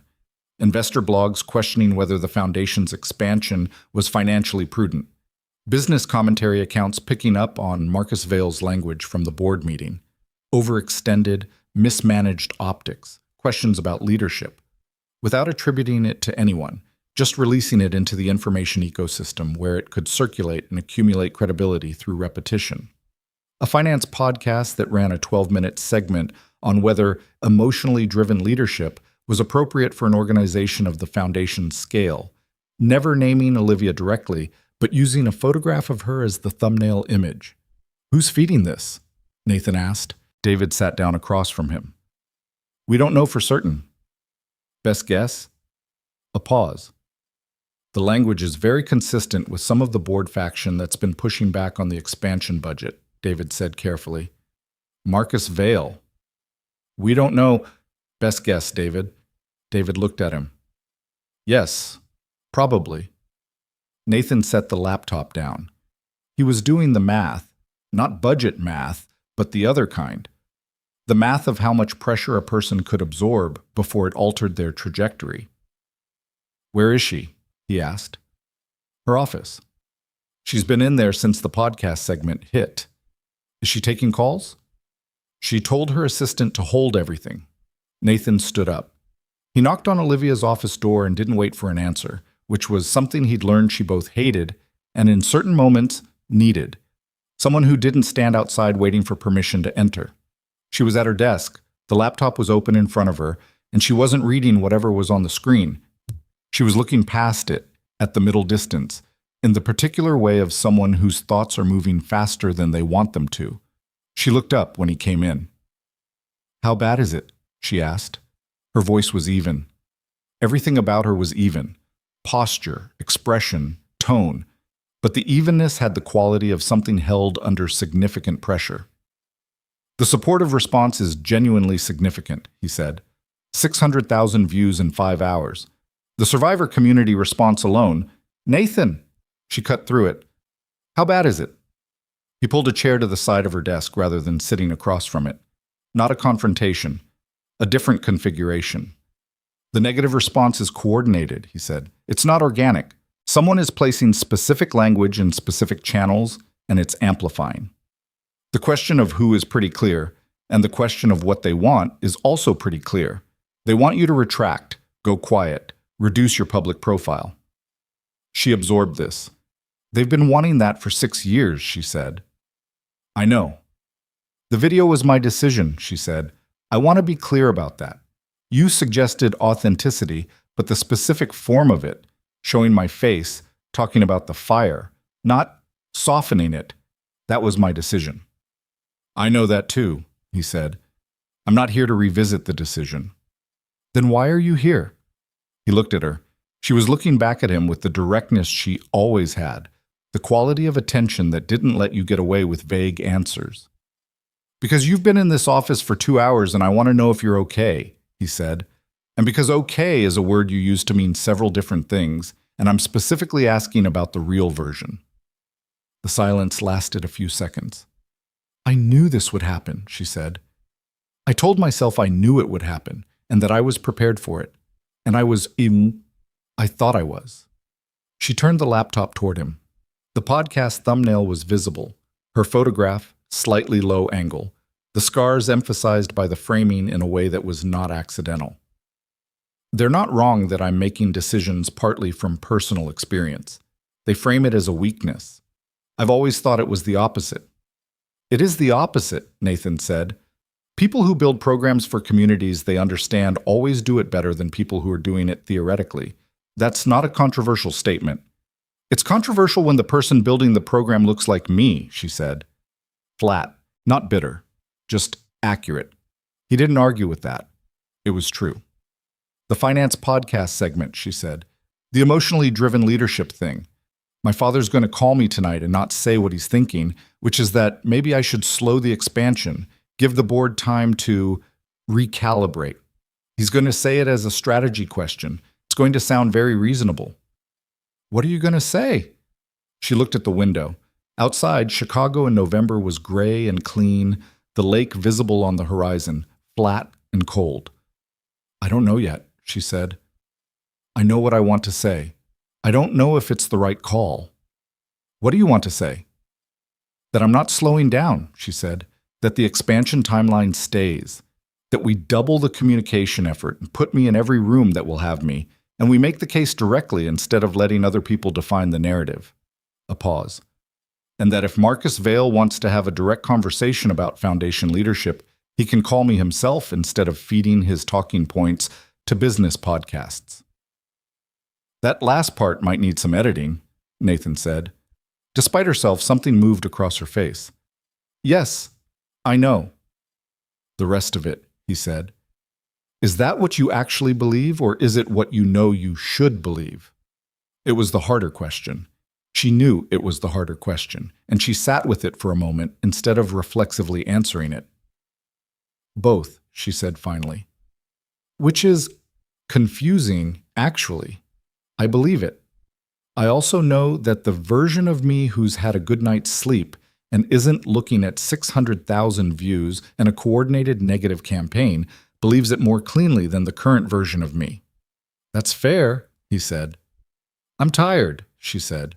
It came out differently than she probably intended. Not tired from work, but the deeper kind, the kind that accumulates over years rather than days. I've been managing this for a long time. The management of how I'm perceived, the navigation of rooms where people have already decided what they think before I open my mouth. I'm good at it. I've gotten very good at it. And I'm also... She stopped. Tired of being good at it, Nathan said. She looked at him. Yeah, she said quietly. Yes, exactly that. They sat in the office for a few minutes, not long. The afternoon was moving. There were calls to make and responses to draft and a strategy to develop. But for those minutes, they just sat with it, the real version of what was happening, without trying to solve it or reframe it or move past it before they'd actually been in it. Then Nathan said, "You gave a speech 3 years ago at the Illinois Burn Survivor Conference. I looked it up last week. The recording is online." She looked at him sideways. "Why were you looking that up?" "I was trying to understand what the foundation actually was before I joined it," he said. "The administrative documents tell you the what. I wanted to know the why." He paused. "In the speech, you talked about a conversation you had with another survivor, a woman named Carla something." "Carla Reyes," Olivia said quietly. "Carla Reyes. Who said to you—" He reached for it, not quite quoting, just carrying the shape of it. "Something about how the people who tell you to stay small are always the ones who've never had to fight for the space to be visible." Olivia was still. "You remember it," he said. "Carla said it to me the week I was deciding whether to take the CEO position," she said. "I almost didn't take it. I had very rational reasons. The company's size, the public exposure, the board dynamics I already knew were going to be complicated. Rational reasons that were also, underneath them, fear." A pause. She said, "The people who are telling you to stay small have never had to fight to be seen. They're not protecting you. They're protecting their own comfort." "Is that still true?" Nathan asked. She looked at him. "Is it the same situation?" he said. "Right now, today, the people who want you to pull back, slow down, reduce your visibility, are they protecting you or protecting their comfort?" She didn't answer immediately. She turned back to the window, to the gray November city. "Their comfort," she said, "and their investment portfolios." "Then you already know what you want to do," he said. "Knowing what I want to do and being certain it's right aren't the same thing," she said, but her voice had shifted slightly. The pressure was still there, but it had changed quality. "Nothing's ever certain," Nathan said. "You do the thing that's consistent with what you believe and you accept that you can't control the outcome." She exhaled, slowly. "You sound like a person who's had to learn that the hard way," she said. "Emma's mom left when Emma was 2, he said. "I did everything I could to be the kind of partner and father who made her want to stay. And she left anyway, so yes, I've had to learn it the hard way." The quiet that followed was different from the earlier quiet, not heavy, just real. "I'm going to call my father tonight," she said, "and I'm going to tell him the expansion timeline doesn't move." "Okay," Nathan said. "He's going to push back." "Probably. And then I'm going to have a conversation with the communications team tomorrow morning about increasing the survivor story features. Real people, real accounts, not just my face." "That's the right call," Nathan said. "Your video opens the door. Other people's stories keep it open." She nodded. She looked at the laptop, at the podcast thumbnail, at her own photograph used as evidence against her. Then she turned the laptop face down on the desk with a finality that was almost physical. "Get the team together for 4 o'clock, she said. "We're going to map out the next 30 days of public communication." He stood. "I'll have it set up." "Nathan," he stopped at the door. "Thank you for not saying it was going to be fine." "It might be fine," he said. "I don't know for certain." "That," she said, "is exactly what I mean." The 4 o'clock meeting was charged. The communications director, a woman named Priya, whose professional default was controlled urgency, had already drafted 3 different response strategy documents. David had financial modeling on the expansion that demonstrated the budget rationale in clear terms. Nathan had a content calendar spread across the conference table that mapped out 6 weeks of coordinated messaging. The team, Nathan had noticed, moved differently when Olivia was in the room in this state. Not performing confidence, not wearing the careful composure, but actually present, actually direct. Slightly uncertain, visibly working through it, and still moving. They responded to it. He could see it happen in real time. The way they sat forward, the way responses came faster and with less hedging, the way Priya stopped qualifying every statement with "this is just preliminary" and started just saying the thing. "The survivor story push is right," Priya said, reviewing Nathan's calendar. "But we need lead time to do it right. These aren't people we can call on 48 hours notice." "We have relationships," Olivia said. "The intake team has relationships. Some of these people have already reached out through the comment section in the last 5 hours. That's actually... Priya looked up. That's fast. That's what the video did, Nathan said. The response we need is already there. We just need to create the infrastructure to amplify it. There's also the investor question, David said carefully. The board meeting is in 3 weeks. If the narrative is still fractured going in, the narrative won't be fractured, Olivia said. Not our narrative. What other people's narratives are, we can't control. She looked at David. What's the financial position on the expansion? Clean version, nothing softened. Solid, David said. The budget modeling is conservative. We've accounted for a 15% donor shortfall scenario, and we're still in the black. The expansion is defensible on pure numbers. Then we lead with numbers and we follow with stories, Olivia said. The numbers make the case to people who think in balance sheets. The stories make the case to everyone else. And the board needs to hear from both. There was something in the room that Nathan recognized from the moments when a complicated system aligns. Not perfectly, not without friction, but in the direction of something that works. It was the same feeling he'd had in event coordination when a difficult evening shifted onto the right track.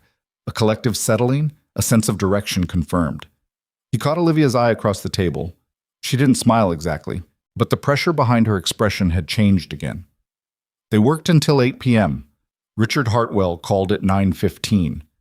Olivia was in the back of a car heading home when she answered it, which meant Nathan wasn't there for the conversation. He heard about it the next morning. He made the case for slowing down, she told Nathan, in her office at 8 a.m., with coffee and what looked like a night that hadn't involved much sleep. Very reasonably, very strategically. He had numbers, he had board dynamics, he had 3 different scenarios for how the expansion could be restructured to reduce friction. What did you say? I said, I understand the strategy, and I'm not following it. She wrapped both hands around her mug. And then I was quiet, because my father responds to silence better than argument. Did it work? He said, she paused. He said, after about 30 seconds, your mother used to do that.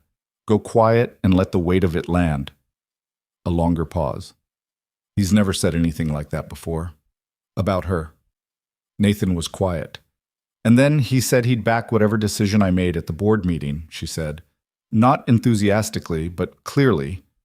That's significant. It is. She looked at her coffee. He's not great at expressing things directly, but he shows up. He's always shown up, even when he didn't know what to say. That counts, Nathan said. I know, she said. I've known that for a long time. It's just... She stopped, started again. It's easier to know it in the abstract than to feel it in a specific moment. He understood that. He understood it specifically and personally, and he said so, and she looked at him with the open, unguarded expression she sometimes had when he said the exact right thing in the exact right way. 2 weeks passed. The communications push went forward. Survivor stories ran across the Foundation's platforms on a schedule that the team had built with real care. Real people, real accounts, nothing sanitized, nothing that reduced complex human experience to a tidy narrative. The response was significant. Donations climbed. Media coverage shifted. The negative campaign didn't disappear. These things don't disappear. But it lost momentum, the way a coordinated effort loses momentum when the thing it's trying to suppress refuses to be suppressed. Olivia went back into public life incrementally and then all at once. She appeared on a Chicago morning news segment. She spoke at an industry conference on sustainable healthcare infrastructure. She attended a fundraising dinner for a first responder family support organization in Detroit and gave remarks that weren't written by anyone but her. Each time, Nathan watched the preparation. He was close enough now to see it. The process she went through before any public appearance, the internal calculation, the decision to walk into a room anyway. It wasn't confidence exactly. It was something more complicated than confidence. The willingness to do the thing in full knowledge of what it might cost. He told her that once, after she came back from the Detroit dinner looking tired and wired simultaneously. It's not confidence, she said. I know that. It's braver than confidence, he said. Confidence means you believe it'll be okay.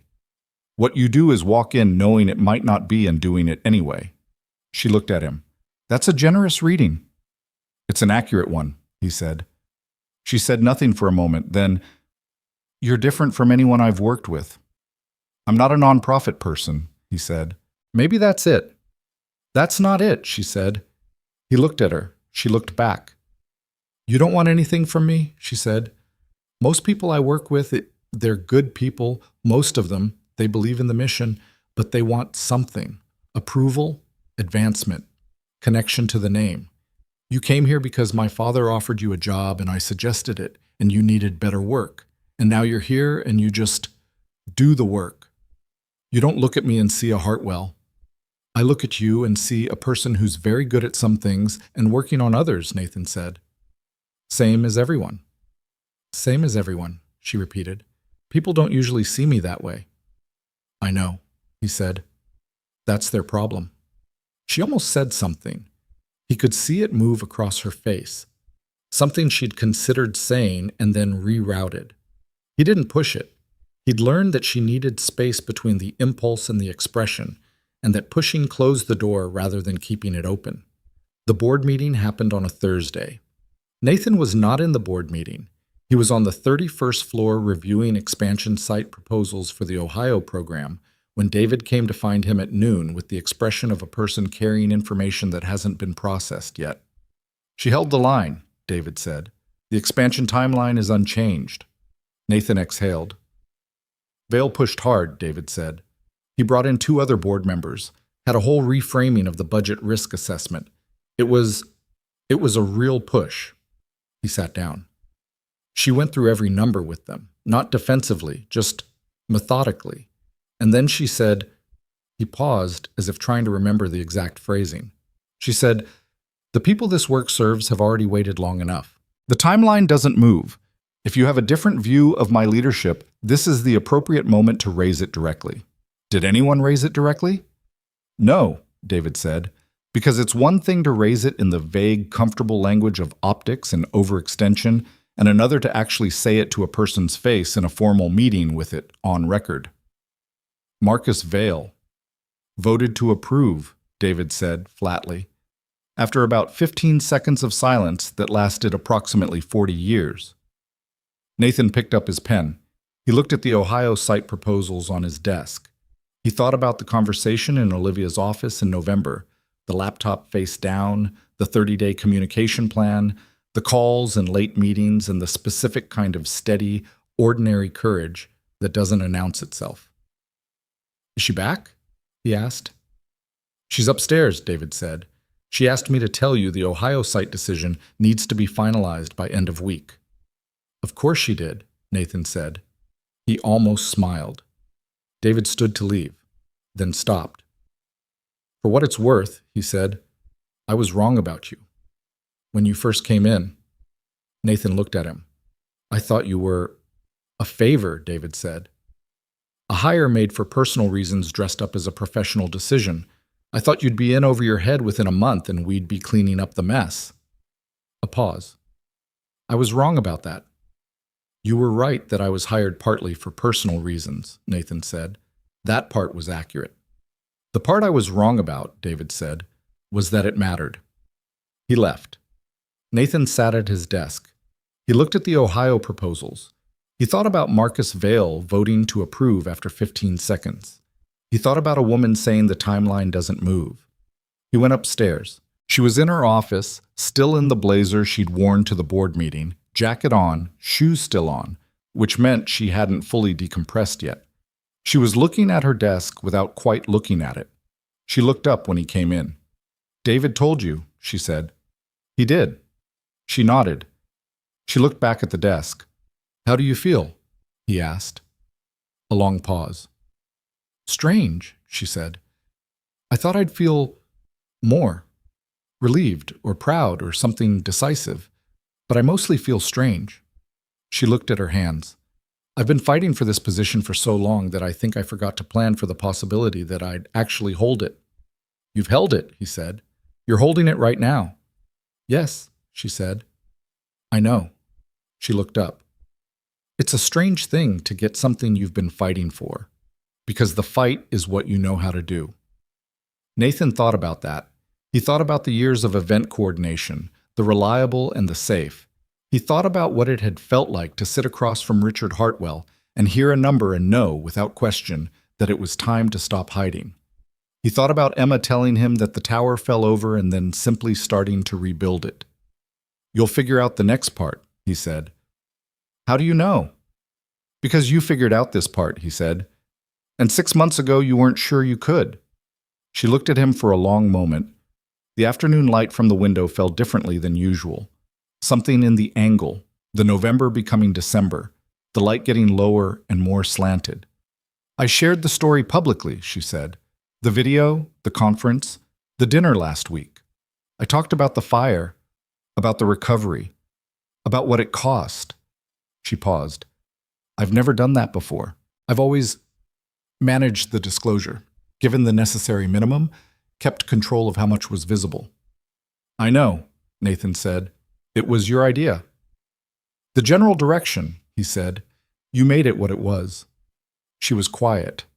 Then, "People responded to it the way I hoped they would. The survivor community responded. The donor response was real. And I thought I'd feel vindicated, maybe. Proven right." She looked at him. "I don't feel vindicated. I feel like I did something I couldn't undo, and that it was the right thing, but that there's no going back from it." "No," he said, "there isn't."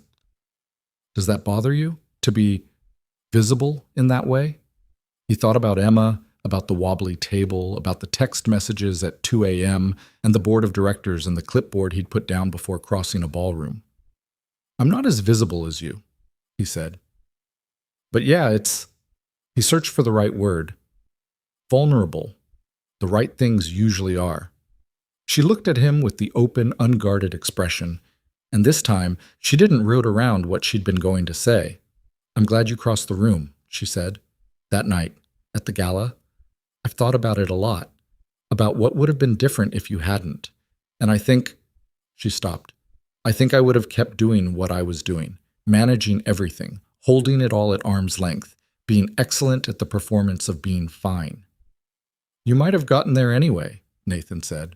"Maybe," she said, "but it would have taken longer, and it would have been lonelier."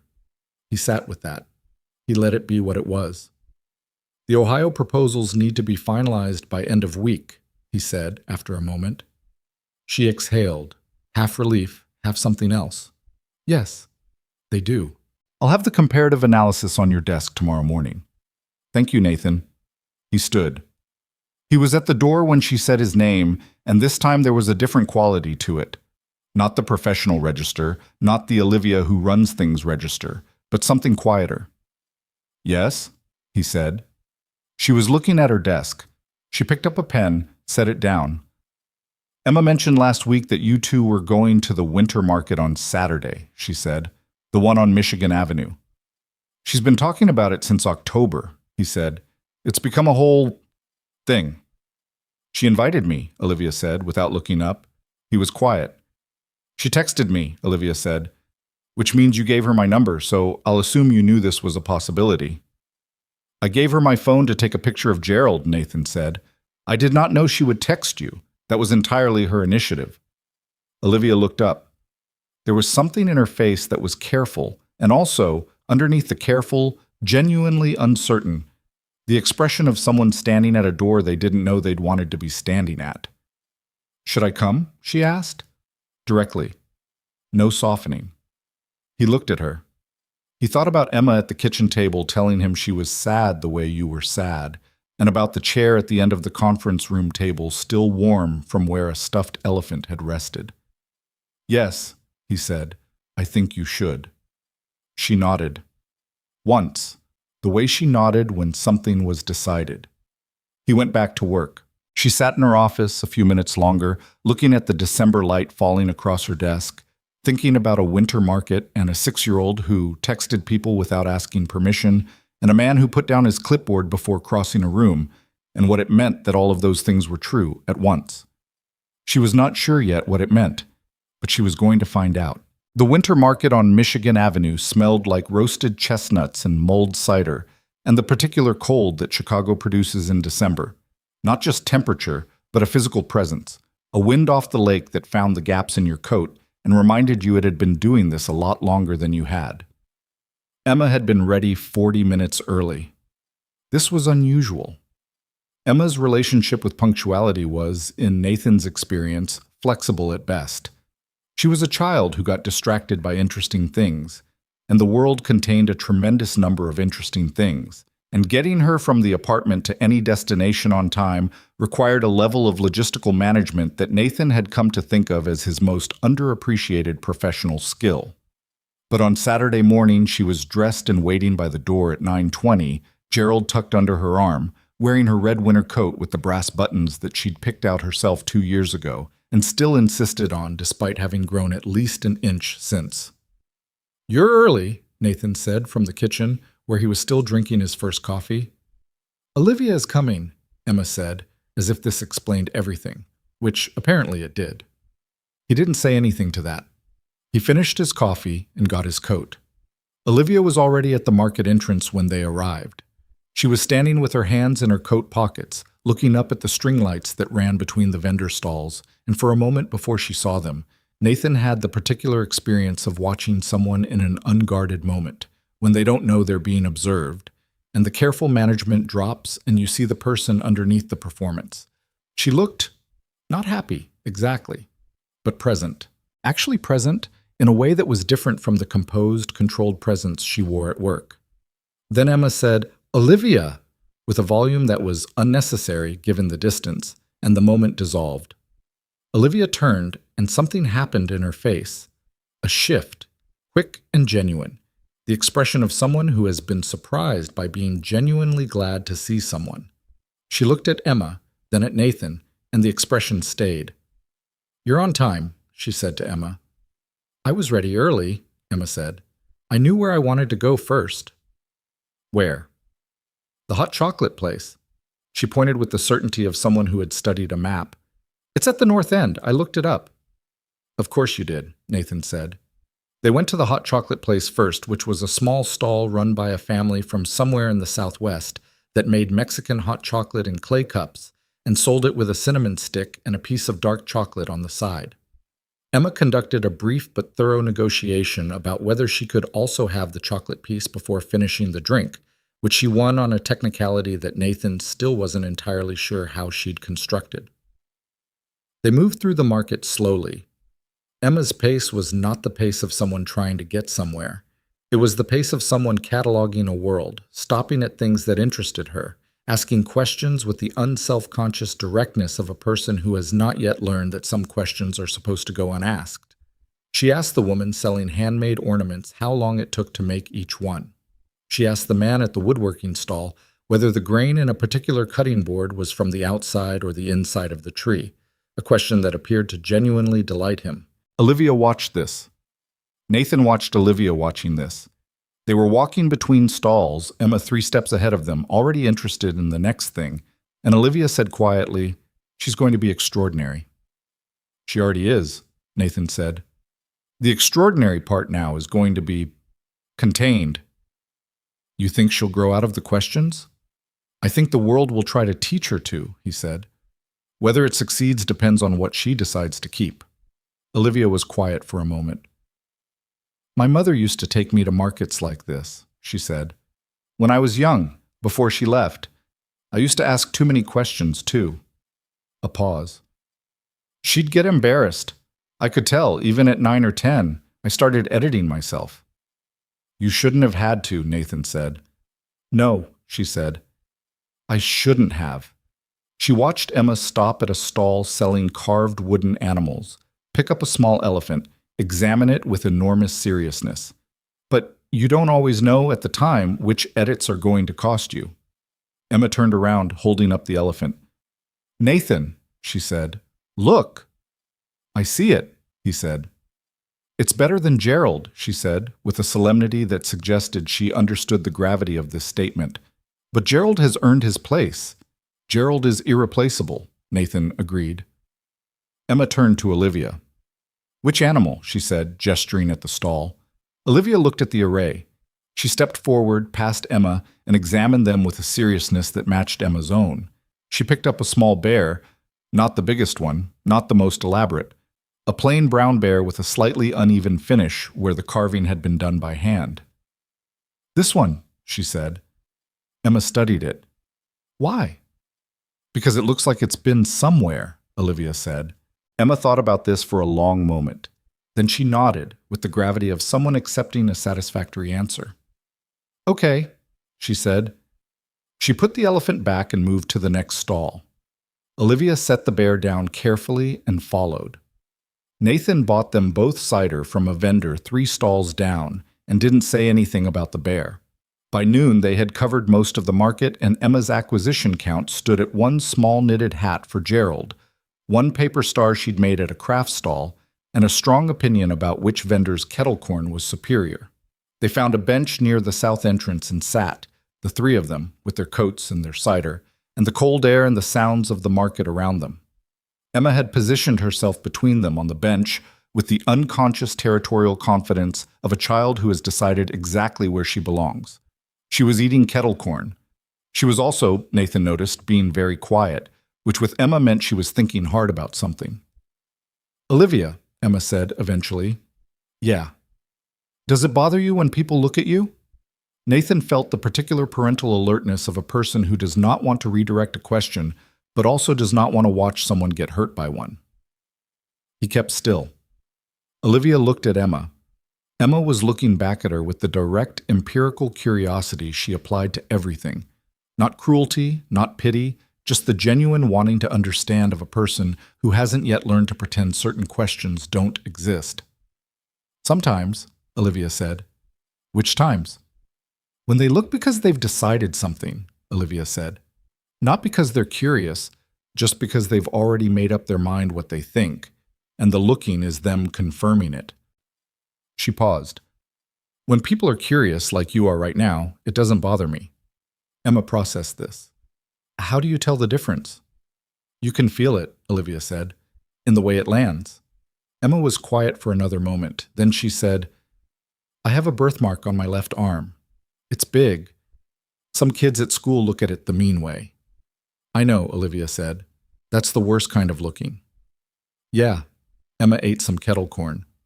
"I told Maya it was a map." "Is that what you decided it was?" "It's what I decided to tell people," Emma said, with a precision that was more sophisticated than most adults managed. "What I actually think is, it's just mine. It's part of my arm. That's enough." The silence that followed was the particular quality of silence that happens when a small person says something very true. Olivia looked at Nathan over Emma's head. He met her eyes.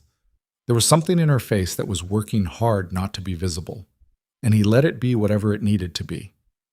"That's enough," Olivia agreed, quietly. Emma finished her kettle corn. "Can we go back to the ornament lady? I want to ask her something." "Sure," Nathan said. Emma climbed off the bench and headed back into the market. Nathan and Olivia stood, and for a moment they were standing close together in the cold, their breath visible, the string lights above them swaying slightly in the lake wind. "She's going to be fine," Olivia said, watching Emma navigate through the crowd with the focused purposefulness of a 6-year-old on a mission. "I hope so," Nathan said. He always said it that way. Not the confident version, not the performed certainty of a parent who needs to believe it, but the honest version, the "I hope so" of someone who understands that hope and certainty are different things and has decided hope is enough. Olivia looked at him. "You're a good father," she said. "You said that before." "I know," she said. "It keeps being true." They stood in the cold for another second, and then Emma reappeared through the crowd and beckoned urgently, and they went back into the market, and the moment folded itself up and became part of the afternoon. The month that followed was December, which meant the foundation was running at full capacity. Year-end donor pushes, program reporting, the expansion sites in Ohio and Michigan that were moving from planning to implementation. Nathan was working 12-hour days and had restructured Emma's schedule twice and was held together largely by excellent coffee and the organizational system he'd developed in his first 3 weeks on the job, which was by now second nature. He and Olivia worked side by side through most of it. Not always in the same room, she had her obligations, he had his, but with the particular proximity of people who are managing the same complicated thing from different positions. They developed a shorthand, not a romantic one, not even fully a friendly one, something more specific, the shorthand of two people who have learned each other's working rhythms and have started, without quite deciding to rely on them. She texted him at 11:30 one night. Detroit office director is out. Board agreed. Do you have capacity to manage the transition oversight, or do we need to bring in a contractor? He texted back, I have capacity. Send me the file in the morning. A pause. Then, you're awake at 11:30. Emma had a nightmare. She's back down now. You're awake at 11:30. I'm always awake at 11:30. I know, he typed. And then, because it was 11:30, and he was tired and had stopped editing himself as carefully as he usually did, you should sleep more. A longer pause. I know, she sent back. Good night, Nathan. Good night. He sat at the kitchen table for a while after that, at the table with the wobbly leg that he'd finally fixed in November, which now didn't wobble but had left a small scar in the floor where the shim had been, and he thought about the thing he had been not quite thinking about for several months, and decided he was still not ready to think about it directly. So he went to bed. The thing he was not thinking about directly announced itself without his permission in the second week of December at a foundation holiday event for program staff and survivor community partners. It was a small event, 60 people, the foundation's conference space on the 32nd floor, catered by a local restaurant that one of the program coordinators had recommended. And Nathan had project managed it with the particular strange experience of organizing an event from the inside rather than as an outside contractor.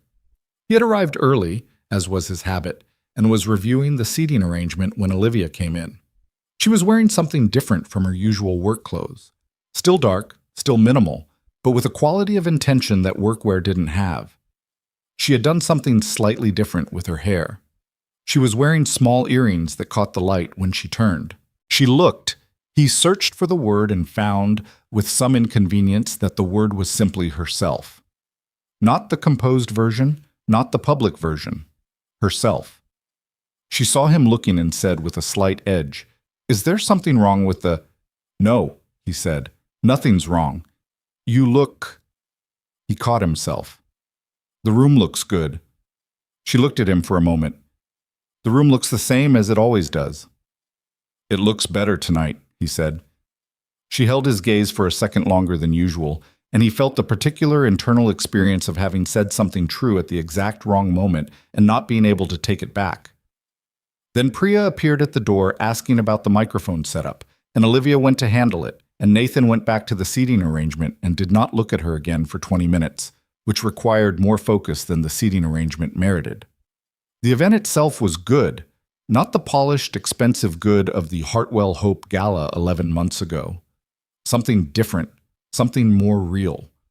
The program staff, who worked the invisible, grinding, necessary work of the foundation's day-to-day, were visibly glad to be in a room together. The survivor community partners, some of them people Nathan had talked to extensively over the past months, faces behind the intake processes and program reports, were present in a way that reminded him why the work mattered. There was a man named Jerome, a burn survivor from the Detroit program, who gave a 3-minute speech that was entirely unplanned and entirely honest. And the room was quiet in the way rooms get quiet when something true is being said. Nathan watched Olivia listen to Jerome's speech. She was standing near the back of the room. Her face was open, fully open, not managed. He could see her respond in real time to what Jerome was saying, the slight press of her lips when he described the first year, the almost imperceptible exhale when he talked about finding the program, the stillness when he said that what had mattered most was not the services, but the experience of being seen. She had built this, not alone, with her father's resources and her team's work, and Nathan's operational restructuring, and David's financial management, and Priya's communication strategies, and the intake coordinators, and the survivor advocates, and Jerome, and Carla Reyes, and everyone else. But she had built this, had held the line at a board meeting and faced down a coordinated negative campaign, and put her own face in a video and said, essentially, "This is real. This matters. I'm not going away." Jerome finished. The room applauded. Olivia looked down at her hands for a moment in the way she did when she was feeling something she wasn't ready to perform. When she looked up, she found Nathan's eyes across the room. He held them. She held them. And then Richard Hartwell appeared at Nathan's elbow. He'd come late, arrived in the last hour, and said, "Mr. Carter, good to see you. How's the Ohio expansion landing?" Nathan shifted. "Well," he said, "site selections finalized. First program staff hired. We go live in February." Richard nodded. He was looking out at the room, at the staff and the community partners, at the small, real, unglamorous event that his daughter had built. "She looks well," he said. Nathan glanced toward Olivia. "She's had a hard few months," he said, "but she's—" He thought about the right word. "Solid. She's solid." Richard was quiet for a moment. "When she was young," he said, in the tone of a person deciding to say something they've been carrying for a while. "After the fire, the doctors said the psychological recovery was going to be as significant as the physical. They used that word, recovery, and I understood what they meant medically, but I don't think I understood what it actually meant." He paused. "I think I understand it better now." Nathan didn't say anything. "I'm aware," Richard said, still looking at the room, "that you've had something to do with that." "She's done it herself," Nathan said. "People don't do things entirely by themselves," Richard said. He looked at Nathan directly. "I know you know that." Nathan met his eyes. "I'm not having this conversation," Richard said, almost to himself. "I'm simply observing that my daughter is more herself than she's been in a long time, and that I'm grateful for whatever the cause of that is." He moved away into the room. Nathan stood where he was for a moment, and then went to find a glass of water and thought about the thing he was still not quite thinking about directly. The conversation he'd been not having with himself finally became unavoidable on a Tuesday evening in late December, 3 days before Christmas. He was in the office late. Emma was with his sister for the evening, a pre-Christmas arrangement that had been in place for weeks, and Olivia was also in the office late, which had stopped being unusual sometime in November. He was at his desk. She was in her office. The floor was mostly empty, the overhead lights on their evening setting, the city visible through the glass walls in the particular winter way. Dark early, the buildings lit against it. She appeared in his doorway at 7:30. "I'm ordering food," she said. "Do you want anything?" "I'm fine," he said. "You've been sitting there for 3 hours and you haven't eaten," she said. "I know this because I can see your desk from my office." He looked up. "You can see my desk from your office?" "Through the glass, yes." She said this without embarrassment. "Do you want food?" "Sure," he said. She came back 20 minutes later with containers from the Thai place 3 blocks away that they'd ordered from at least 6 times in the past month. And she sat down across from his desk with her own food, and they ate, which they had done before, at the conference table, at his desk, at her desk, but felt different tonight for reasons Nathan was not examining. "Emma's with your sister?" she asked. "Until tomorrow." "Is it strange, the apartment without her?" "Very," he said. "It's too quiet. I don't know what to do with the quiet." "I always have quiet," she said. "I've gotten used to it, but I'm not sure I've gotten comfortable with it." They ate in silence for a moment. "Nathan," she said. He looked up. She had set down her container. She was looking at him with the direct, no-softening quality that she brought to difficult conversations. But there was something different in it. Not the professional directness, not the CEO directness. Something personal. "I've been thinking about something," she said. "For a while. And I'm not good at saying things like this. I'm aware of that." He set down his own food. He gave her his full attention, the way he'd given her full attention at the gala 11 months ago when everyone else was looking carefully away. "You don't have to say it if you're not ready," he said. "I know," she said.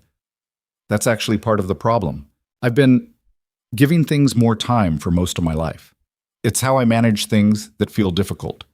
And sometimes it's the right approach, and sometimes it's just distance dressed up as patience." He was quiet. "I don't want to be your employer," she said. "I mean, I am, technically, and that matters. And I'm not saying I've figured out what that means practically. I'm saying that what I think about when I think about you it's not an employment relationship. The silence in the office was complete. Nathan looked at her. She was holding very still, in the way she held still when she'd done something that couldn't be taken back and was waiting to find out what came next. I know, he said. She blinked. You know? I've known for a while, he said. He paused. He owed her the honest version. I've been not thinking about it directly for a few months. Because of the work, because of Emma, because you're... He stopped. Because I'm what?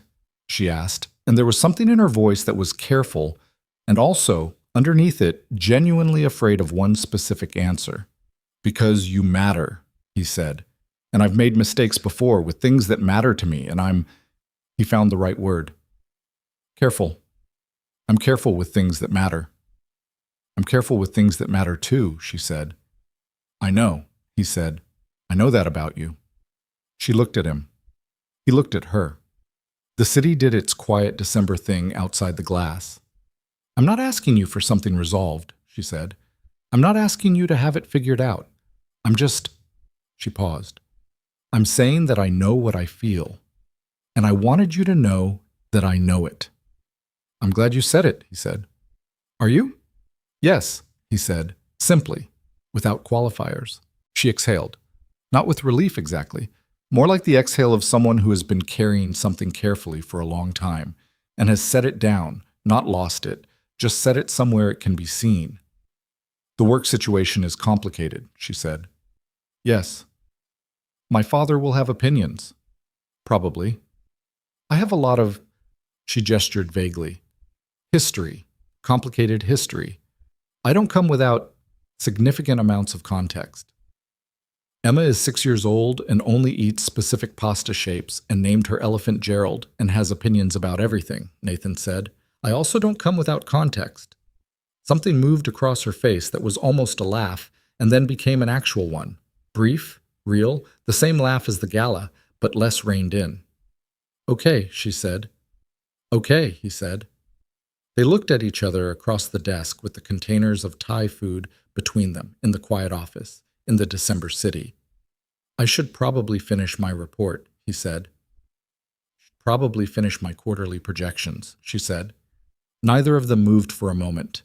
Then she picked up her container. He picked up his. They ate. The city lights held, the work continued. But the thing that had been not quite named was named now, and they both sat with it, carefully, the way careful people do.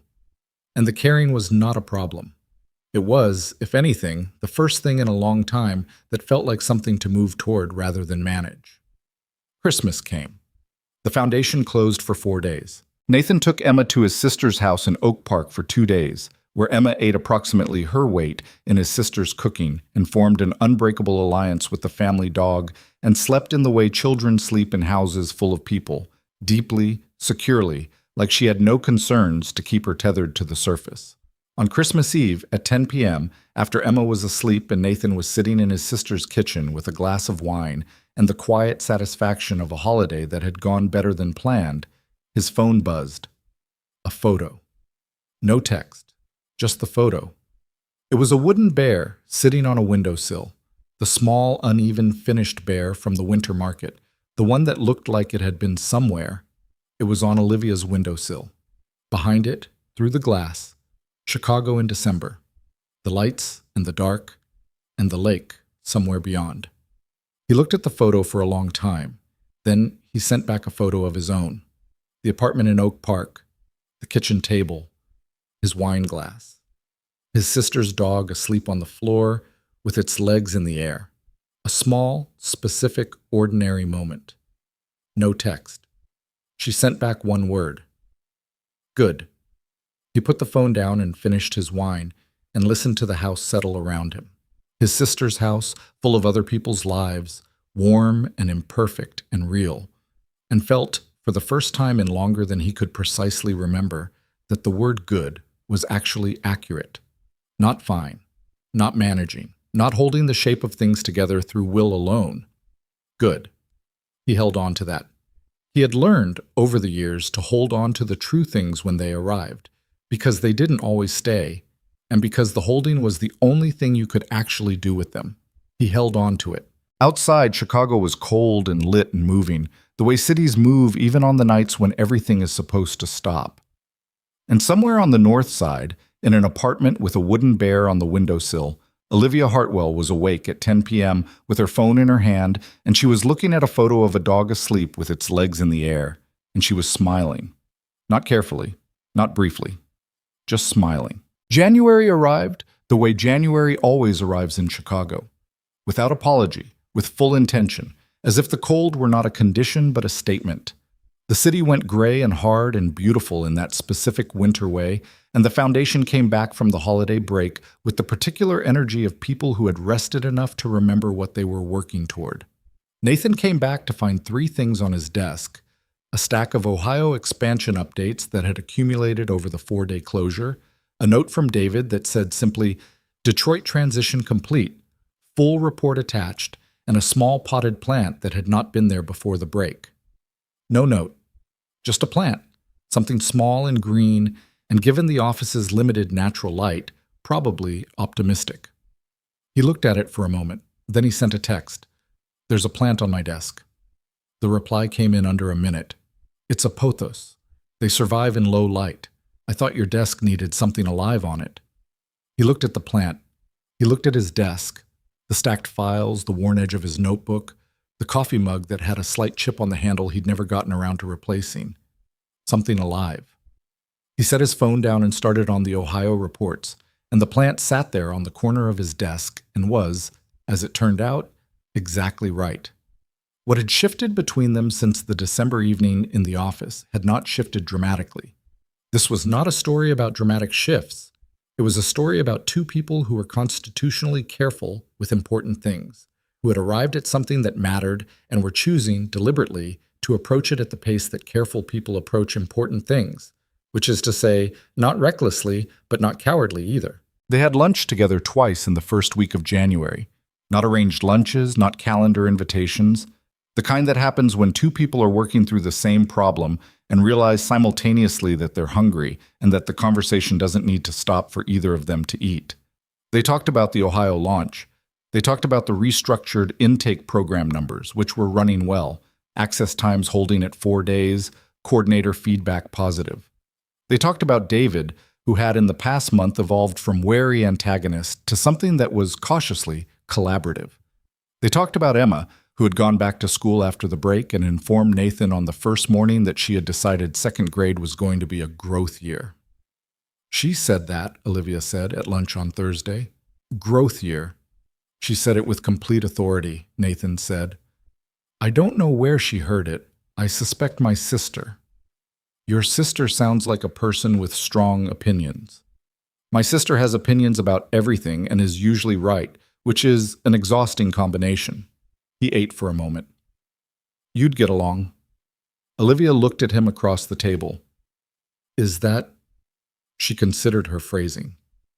"Are you suggesting that I meet your sister?" He met her eyes. "Yes," he said. "I am." She looked back at her food. A small pause.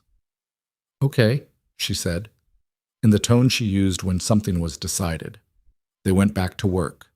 But the okay sat between them with a specific weight, the weight of something that had been said plainly and received plainly, with no performance around it. The Ohio launch happened on a Friday in February.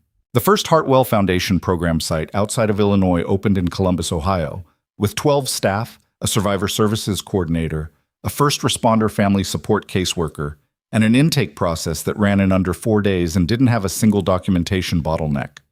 Nathan was on the phone with the Columbus site director at 7 a.m., and again at noon and again at 4, and by 5 o'clock he had a preliminary launch report on Olivia's desk that covered everything from staffing to the first week's intake projections.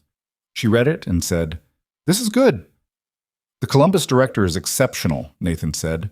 "She's going to run that site better than we're running Chicago within a year." "Don't let David hear you say that." "David would agree," Nathan said. "He's the one who found her." Olivia set the report down. She looked at it, at the clean formatting, the honest numbers, the operational detail that 3 months ago hadn't existed. She looked at what they had built, specifically and concretely, on paper. A year ago, she said slowly, the foundation had one program site and a budget reconciliation crisis and an intake process that was failing the people it was supposed to serve. And a Detroit office director who was cooking the books, Nathan said. And that. She was quiet for a moment.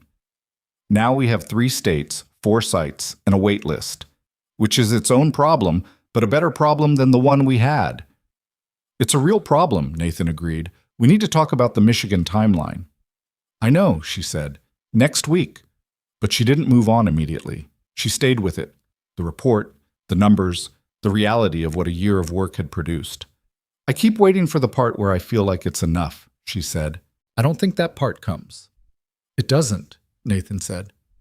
That's not a flaw. It's just what it means to actually care about something. She looked at him. Does it bother you that it doesn't feel like enough? No, he said. Jerome's in a program. The intake is working. The Columbus site opened today. That's real. He paused. I can hold that and still know there's more to do. They're not mutually exclusive. She nodded slowly. You're more comfortable with that than I am. I've had more practice, he said. Raising a kid alone teaches you to hold both things. It's good enough for right now, and we're not done yet.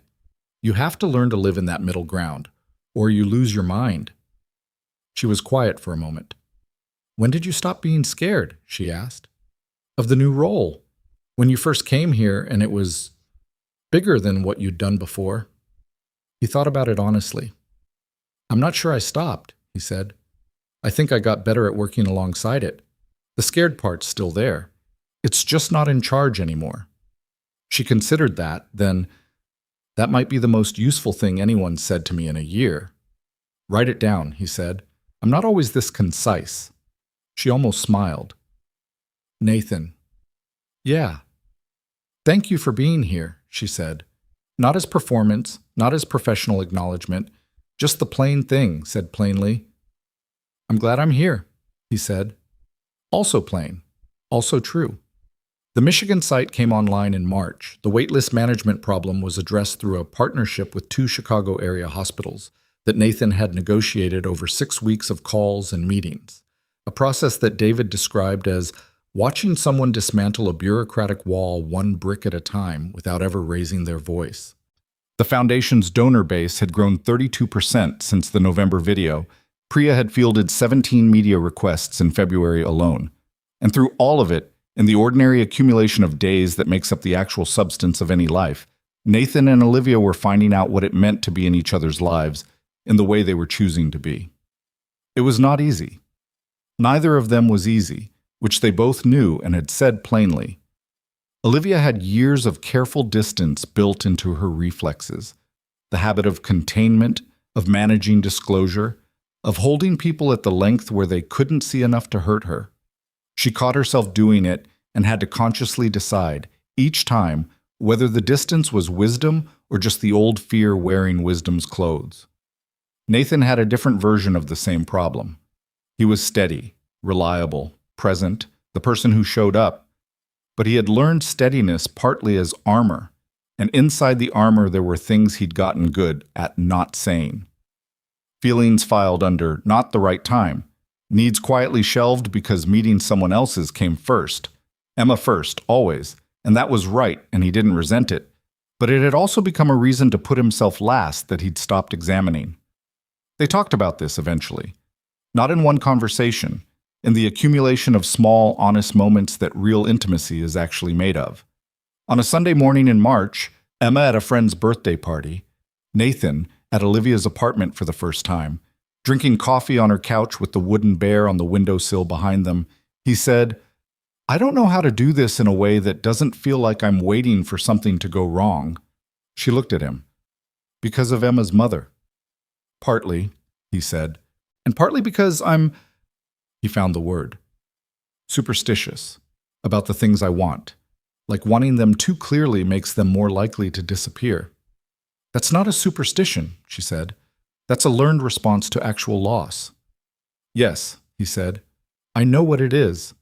Knowing what it is doesn't make it less operational. She was quiet for a moment. I do the same thing, she said. Different mechanism. I don't want things too clearly either. I make them professional, strategic. I find a rational frame for the thing I actually feel, and I operate from the rational frame, and I tell myself that's pragmatism. Is it? Sometimes, she said, and sometimes it's just the old fear. She looked at her coffee.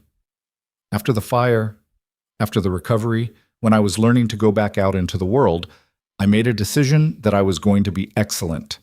That if I was going to be visible, I was going to be undeniably good at what I did, so that the visibility was justified on its own terms. Not because I wanted people's approval, because I wanted a reason that had nothing to do with their approval. That's not a bad strategy, Nathan said. It's not, she said. It got me here, but it also became the only strategy for everything, not just work. She looked at him. I'm excellent at a lot of things. I'm not very good at letting things be uncertain. I know, he said. I've noticed. Is that, she paused, is that a problem for you? He looked at her, at the careful, direct face, at the wooden bear on the windowsill behind her, at the apartment that was exactly like her, controlled, precise, beautiful in its lack of excess, and also slightly too quiet, slightly too alone. No, he said. It's not a problem. I'm not looking for uncomplicated. That's lucky, she said, because I'm not offering it. I know, he said. That's actually why I'm here. She looked at him for a long moment. Then she got up and refilled both their coffees, and they sat there in the March morning with the city coming alive outside the windows, and neither of them said anything for a while, and the quiet was the comfortable kind, the kind that doesn't need to be filled. Emma met Olivia's father in April. This happened at a Foundation Spring event, smaller than the Hope Gala, deliberately more accessible, held at a community center in Pilsen rather than a grand ballroom. And it happened because Emma had, with characteristic initiative, positioned herself at Richard Hartwell's elbow at the appetizer table and opened with, "Are you Olivia's dad?" Richard, who had spent 40 years in boardrooms and was not easily caught off guard, looked down at her and said, "I am." "I'm Emma," she said. "My dad works with Olivia." "I know who you are," Richard said. "Olivia talks about you." Emma processed this with the serious consideration it deserved. "What does she say?" "She says you have strong opinions about pasta." Emma nodded, satisfied. "That's accurate." Richard, who had not laughed spontaneously at an event in longer than he could remember, laughed. It was a short laugh, quickly managed but genuine, and Emma looked up at him with the expression of someone who has correctly identified a person. "You laugh like Olivia," she said. Richard was still for a moment. "Do I?" "Quick," Emma said. "Like you're not sure you're allowed." She picked up an appetizer, examined it, put it back. "She's getting better at it." Nathan, who had been 3 feet away and had heard the entire conversation, made the decision not to intervene and to instead find out how it ended naturally. Richard looked at his daughter across the room. Olivia, in conversation with 2 foundation program graduates, leaning forward with the real attention she gave to people when she wasn't managing them. And then back at Emma. "Yes," he said. "She is." Something in his voice that was old and careful. "She's much better than she was." "My dad says getting better at things takes longer than you think it should," Emma said. "Your father is right," Richard said. "He usually is," Emma said, in the tone of someone being accurate rather than complimentary. "But don't tell him I said that. He'll get a whole thing about it." Richard smiled at her. "Understood." Nathan drifted over and caught Richard's eye, and Richard gave him a long, quiet look that communicated approximately 17 things, most of which resolved into something that was not quite approval. Richard Hartwell was too careful for the easy gesture of approval, but was something real, an acknowledgement, a recognition. "Good event," Richard said. "Thank you," Nathan said. Pilsen was the right choice. A grand ballroom would have been the wrong message for this crowd. "That was Olivia's call," Nathan said. "I know," Richard said. "She usually has the right instinct about rooms." He looked at Nathan steadily. "She has better instincts about people than she used to," Nathan met his gaze. I know, Nathan said. She's working on it. Richard nodded once. He picked up his drink. So are we all, he said, and moved away into the room. Emma appeared at Nathan's elbow. I like him, she said. You talked to him for 4 minutes. Long enough, Emma said, with the certainty of someone whose opinion formation process was rapid and reliable. She looked at Nathan. He's a little sad. People usually are, Nathan said, under the rest of it. That's true, Emma agreed. She watched Richard make his way to his daughter across the room. Watched the moment Olivia saw him, the small, complicated expression that crossed her face, the kind that holds love and history and the weight of things unsaid in the same instant. But they're okay, Emma said. The sad part's okay. It's just part of them. Nathan looked at his daughter. When did you get this perceptive? He said. I've always been perceptive, she said. You're only noticing now. She picked up her cup of apple juice. Can I have another appetizer? Eat a real one this time, he said. The ones with the cream are better than the ones without, she said, even though they don't look like it. That's a metaphor, he said. I know, she said. I did it on purpose. She walked away. He watched her go. He thought, not for the first time, that raising Emma Carter was the most humbling and the most instructive thing he had ever done, and that he had learned more about people from 6 years of paying attention to her than from all the difficult professional situations and complicated adult relationships combined. She had her mother's chin and her own particular quiet and a gift for saying the true things simply, and she was, as Olivia had said months ago, already extraordinary. The Hope Gala anniversary came in September, 1 year. Nathan had been quietly aware of the anniversary approaching for weeks. He hadn't said anything about it, hadn't marked it in any particular way, hadn't built it into significance. But he was aware of it, the way you're aware of the anniversary of anything that mattered, with the particular quality of time that meaningful events leave in their wake. The Hartwell Hope Gala was an annual event. It was on the foundation calendar. Nathan had been involved in planning it since February, from the inside now, not as an outside contractor, but as the person who managed the operational relationship with the event company, who coordinated the foundation's programming elements, who sat in the planning meetings and occasionally thought about a man with a clipboard and a worn notebook, who had stood at the edge of a ballroom and watched a woman stand alone in a room full of people. He didn't say this to anyone. It didn't need to be said. The event was at the same hotel, the same grand ballroom, the same high ceilings and the same lights, and the same architecture of elegance that Chicago's philanthropic community had gathered in for 11 consecutive years. The foundation had a more prominent role this year. A major programmatic presentation, survivor testimonials, an expanded donor recognition section. Nathan had coordinated all of it. He arrived early. He did not carry a clipboard. He wore the good gray suit, the one that had done a lot of work over the years, and he stood near the east entrance, the same entrance, approximately the same position, and watched the room fill with the particular mix of wealth and genuine generosity and social performance that charity galas always produced, and he thought about what a year was. A year was Emma growing 3/4 of an inch and forming an unbreakable opinion about which vendor's kettle corn was superior and deciding second grade was a growth year and texting a billionaire without asking permission. A year was a budget reconciliation problem solved and a Detroit office director removed and 3 states and 4 program sites and a wait list that was a better problem than the one it replaced. A year was a pothos plant on the corner of his desk. A year was late nights and hard conversations, and a wooden bear on a windowsill, and the slow, deliberate work of 2 careful people choosing each other with their eyes open. He was thinking about this when Olivia arrived. He saw her from across the room, and he thought, later, when he tried to find words for it, that she looked like someone who had decided something. Not a new decision, a decision that had been accumulating for a long time and had finally reached the point of being fully made. She was in a deep blue gown, nothing like the careful, composed presentation of a year ago. She walked in without the held breath tension of someone bracing for a room. She walked in like someone who had been to this room before and knew exactly what was in it and had decided to be here anyway. She caught his eye from across the ballroom. She walked toward him. Not the careful, measured crossing of a woman managing her exposure. A direct line.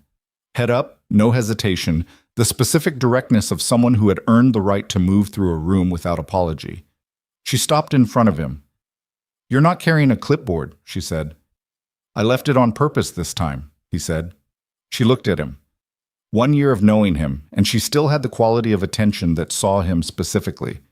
Not a role, not a function, not the version of Nathan Carter that was useful to the foundation. Him. "I've been thinking about what you said," she said, "in December, about being careful with things that matter." "I remember," he said. "I've been careful," she said. "I think I've been appropriately careful. I think we both have." "We have," he said. "I want to stop being careful in the specific way that's actually just postponing," she said. "I'm aware that's a distinction that requires some unpacking." "I understand the distinction," he said. "I know you do," she said. "That's one of the things that makes this—" She paused, found the word. "Possible. That you understand the distinction and I don't have to explain it." Around them the ballroom was filling, the ambient sound of the event rising, music, conversation, the particular acoustic quality of a large space full of people. Neither of them was looking at any of it. "The music is starting," he said. She looked at him. "I know." "Last year," he said, "you let me ask you." "Yes," she said. "Last year I did." A pause. She held his gaze. "This year," she said, "I'm asking you." She extended her hand. He looked at her hand. He thought about a clipboard set down on a side table. He thought about 11 minutes, and a genuine laugh quickly rained in, and a sparkling water, and a woman who had been standing alone in a room full of people, and the simple, unremarkable, completely ordinary act of crossing a room because it seemed like the right thing to do. He thought about what a year of right things accumulates into. He took her hand. They stepped onto the floor, and the room was different from the room it had been a year ago. The same room, the same walls, the same lights, and entirely different, because they were different, and the way a space feels is made partly of who you are when you're standing in it. There were no whispers this time. Not none. There were always whispers. There would probably always be whispers. The world did not change entirely, or all at once. But they were not the dominant sound. The dominant sound was the music, and under it, the ordinary noise of 300 people gathered for a purpose. "You're still counting," she said. "Probably always will," he said. "What are you counting?" He thought about it. "How many times I almost didn't come over," he said. "A year ago, standing on the other side of this room. I almost didn't." She looked at him. "Why did you?" "Because it was obviously the right thing to do," he said. "And I've learned that the obviously right things are usually the ones that cost you something. So when something is obviously right and costs you something, you should probably do it." She was quiet for a moment, moving. The music turned over. "It cost you something?" she asked, coming over. "It cost me the comfortable version," he said. "The version of that night where I finished my shift and went home and nothing changed." "You preferred that version?" "No," he said. "I preferred this one. I just didn't know that yet." She held that for a moment. "I don't know how to do this without the armor," she said. "I'm learning, but I want you to know that I'm still learning. Some days the old reflexes are louder than other days." "I know," he said. "I have my own version. The waiting for something to go wrong version." "Yes," he said. "Some days that's louder than others." "We're both works in progress," she said. "Everyone is," he said. "The people who aren't are either lying or not paying attention." She almost smiled. The almost became real. She let it be real this time. Didn't rein it in, didn't make it brief. Just let it stay on her face for as long as it wanted to. He watched it happen. It had been happening incrementally for a year. The gradual, hard-won opening, the learning to let the real thing be visible. And it still stopped him slightly every time. Not because it was beautiful, though it was. Because it was true. Because it was the thing underneath the performance, the Olivia underneath the careful construction, and she was letting him see it. "You're looking at me," she said. "I know," he said. "You always look at me like—" She paused. "Like the rest of it doesn't register." "The rest of what?" "The room," she said. The whispers, the everything that people usually look at first. I see you first, he said. The rest of it is just context. She looked at him. Something moved in her face that was old and complicated. Years of being seen wrong and not seen at all, and seen only for the visible damage. And underneath it, the thing that those years had been slowly, painfully obscuring, which was the simple human need to be known and to matter to someone specific. Nathan, she said. Yeah, I love you, she said. The music continued. They continued moving. The room continued being a room. He looked at her. He took the full weight of what she'd said, the way it had been said, without a rehearsed approach, without strategy, just the plain thing. He held it. I love you, he said, also plain, also without rehearsal. She exhaled, not with relief, with something more specific than relief, with the exhale of someone who has been holding something carefully for a long time and has found, finally, that the other person is holding it too. They danced. Not well. They had established a year ago that neither of them was a particularly good dancer, and this had not changed. They moved in approximate rhythm and thought about the steps too much, and it didn't matter. Across the room, at a table near the east windows, Emma sat with Nathan's sister and ate exactly the right kind of appetizers, and watched her father and Olivia on the dance floor with the observational patience of a 7-year-old who had decided several months ago how this was going to go and was now simply watching the confirmation arrive. They're dancing, Nathan's sister Jess said. I know, Emma said. I texted her. Jess looked at her niece. You texted her. In December, Emma said. I told her the winter market was nice and that she should come. And then It took a while, Emma said. They're both careful. But careful people get there. They just take longer.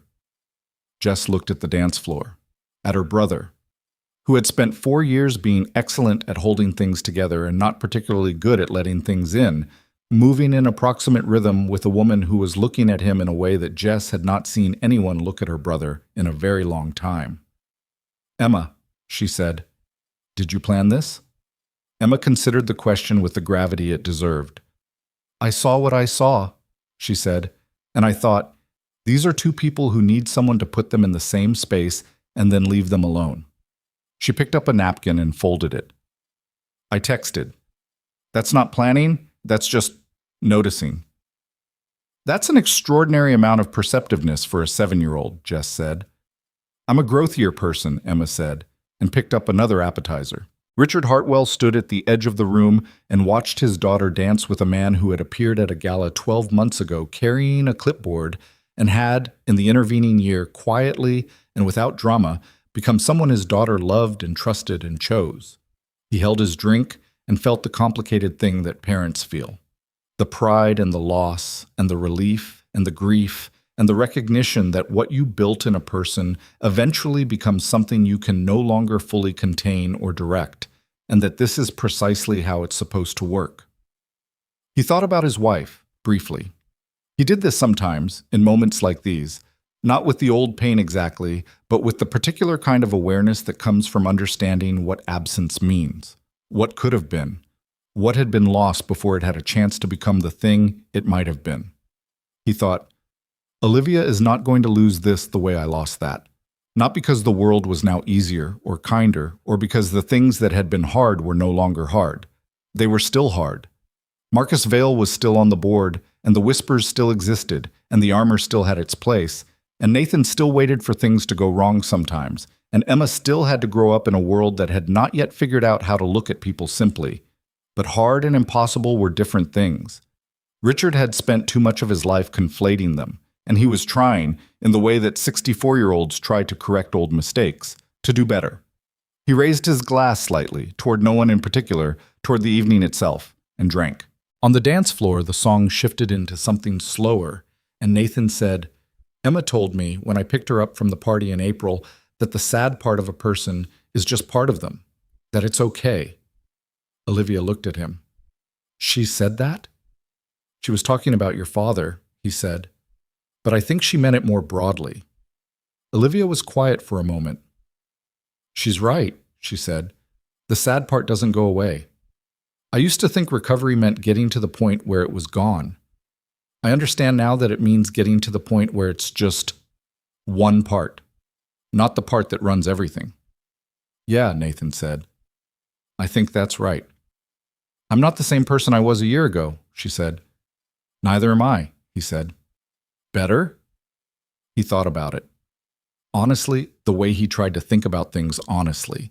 He thought about the wobbly table leg he'd fixed and the worn clipboard he'd left at his old job and the pothos plant on the corner of his desk. He thought about Ohio and Detroit and Jerome's speech in the quiet conference room and David's grudging acknowledgement that he'd been wrong. He thought about Emma's map birthmark and Gerald in the winter market and a wooden bear on a windowsill. Different, he said. Better in some ways. Still working on others. He paused. More myself, maybe, than I was. Yes, she said. That's the right word. More myself. The music held, the room held. Chicago beyond the windows was November dark and lit. The lake somewhere out there doing what the lake always did, holding the cold and the dark and the history and the ongoing, uninterrupted fact of the city beside it. This story did not end with everything resolved.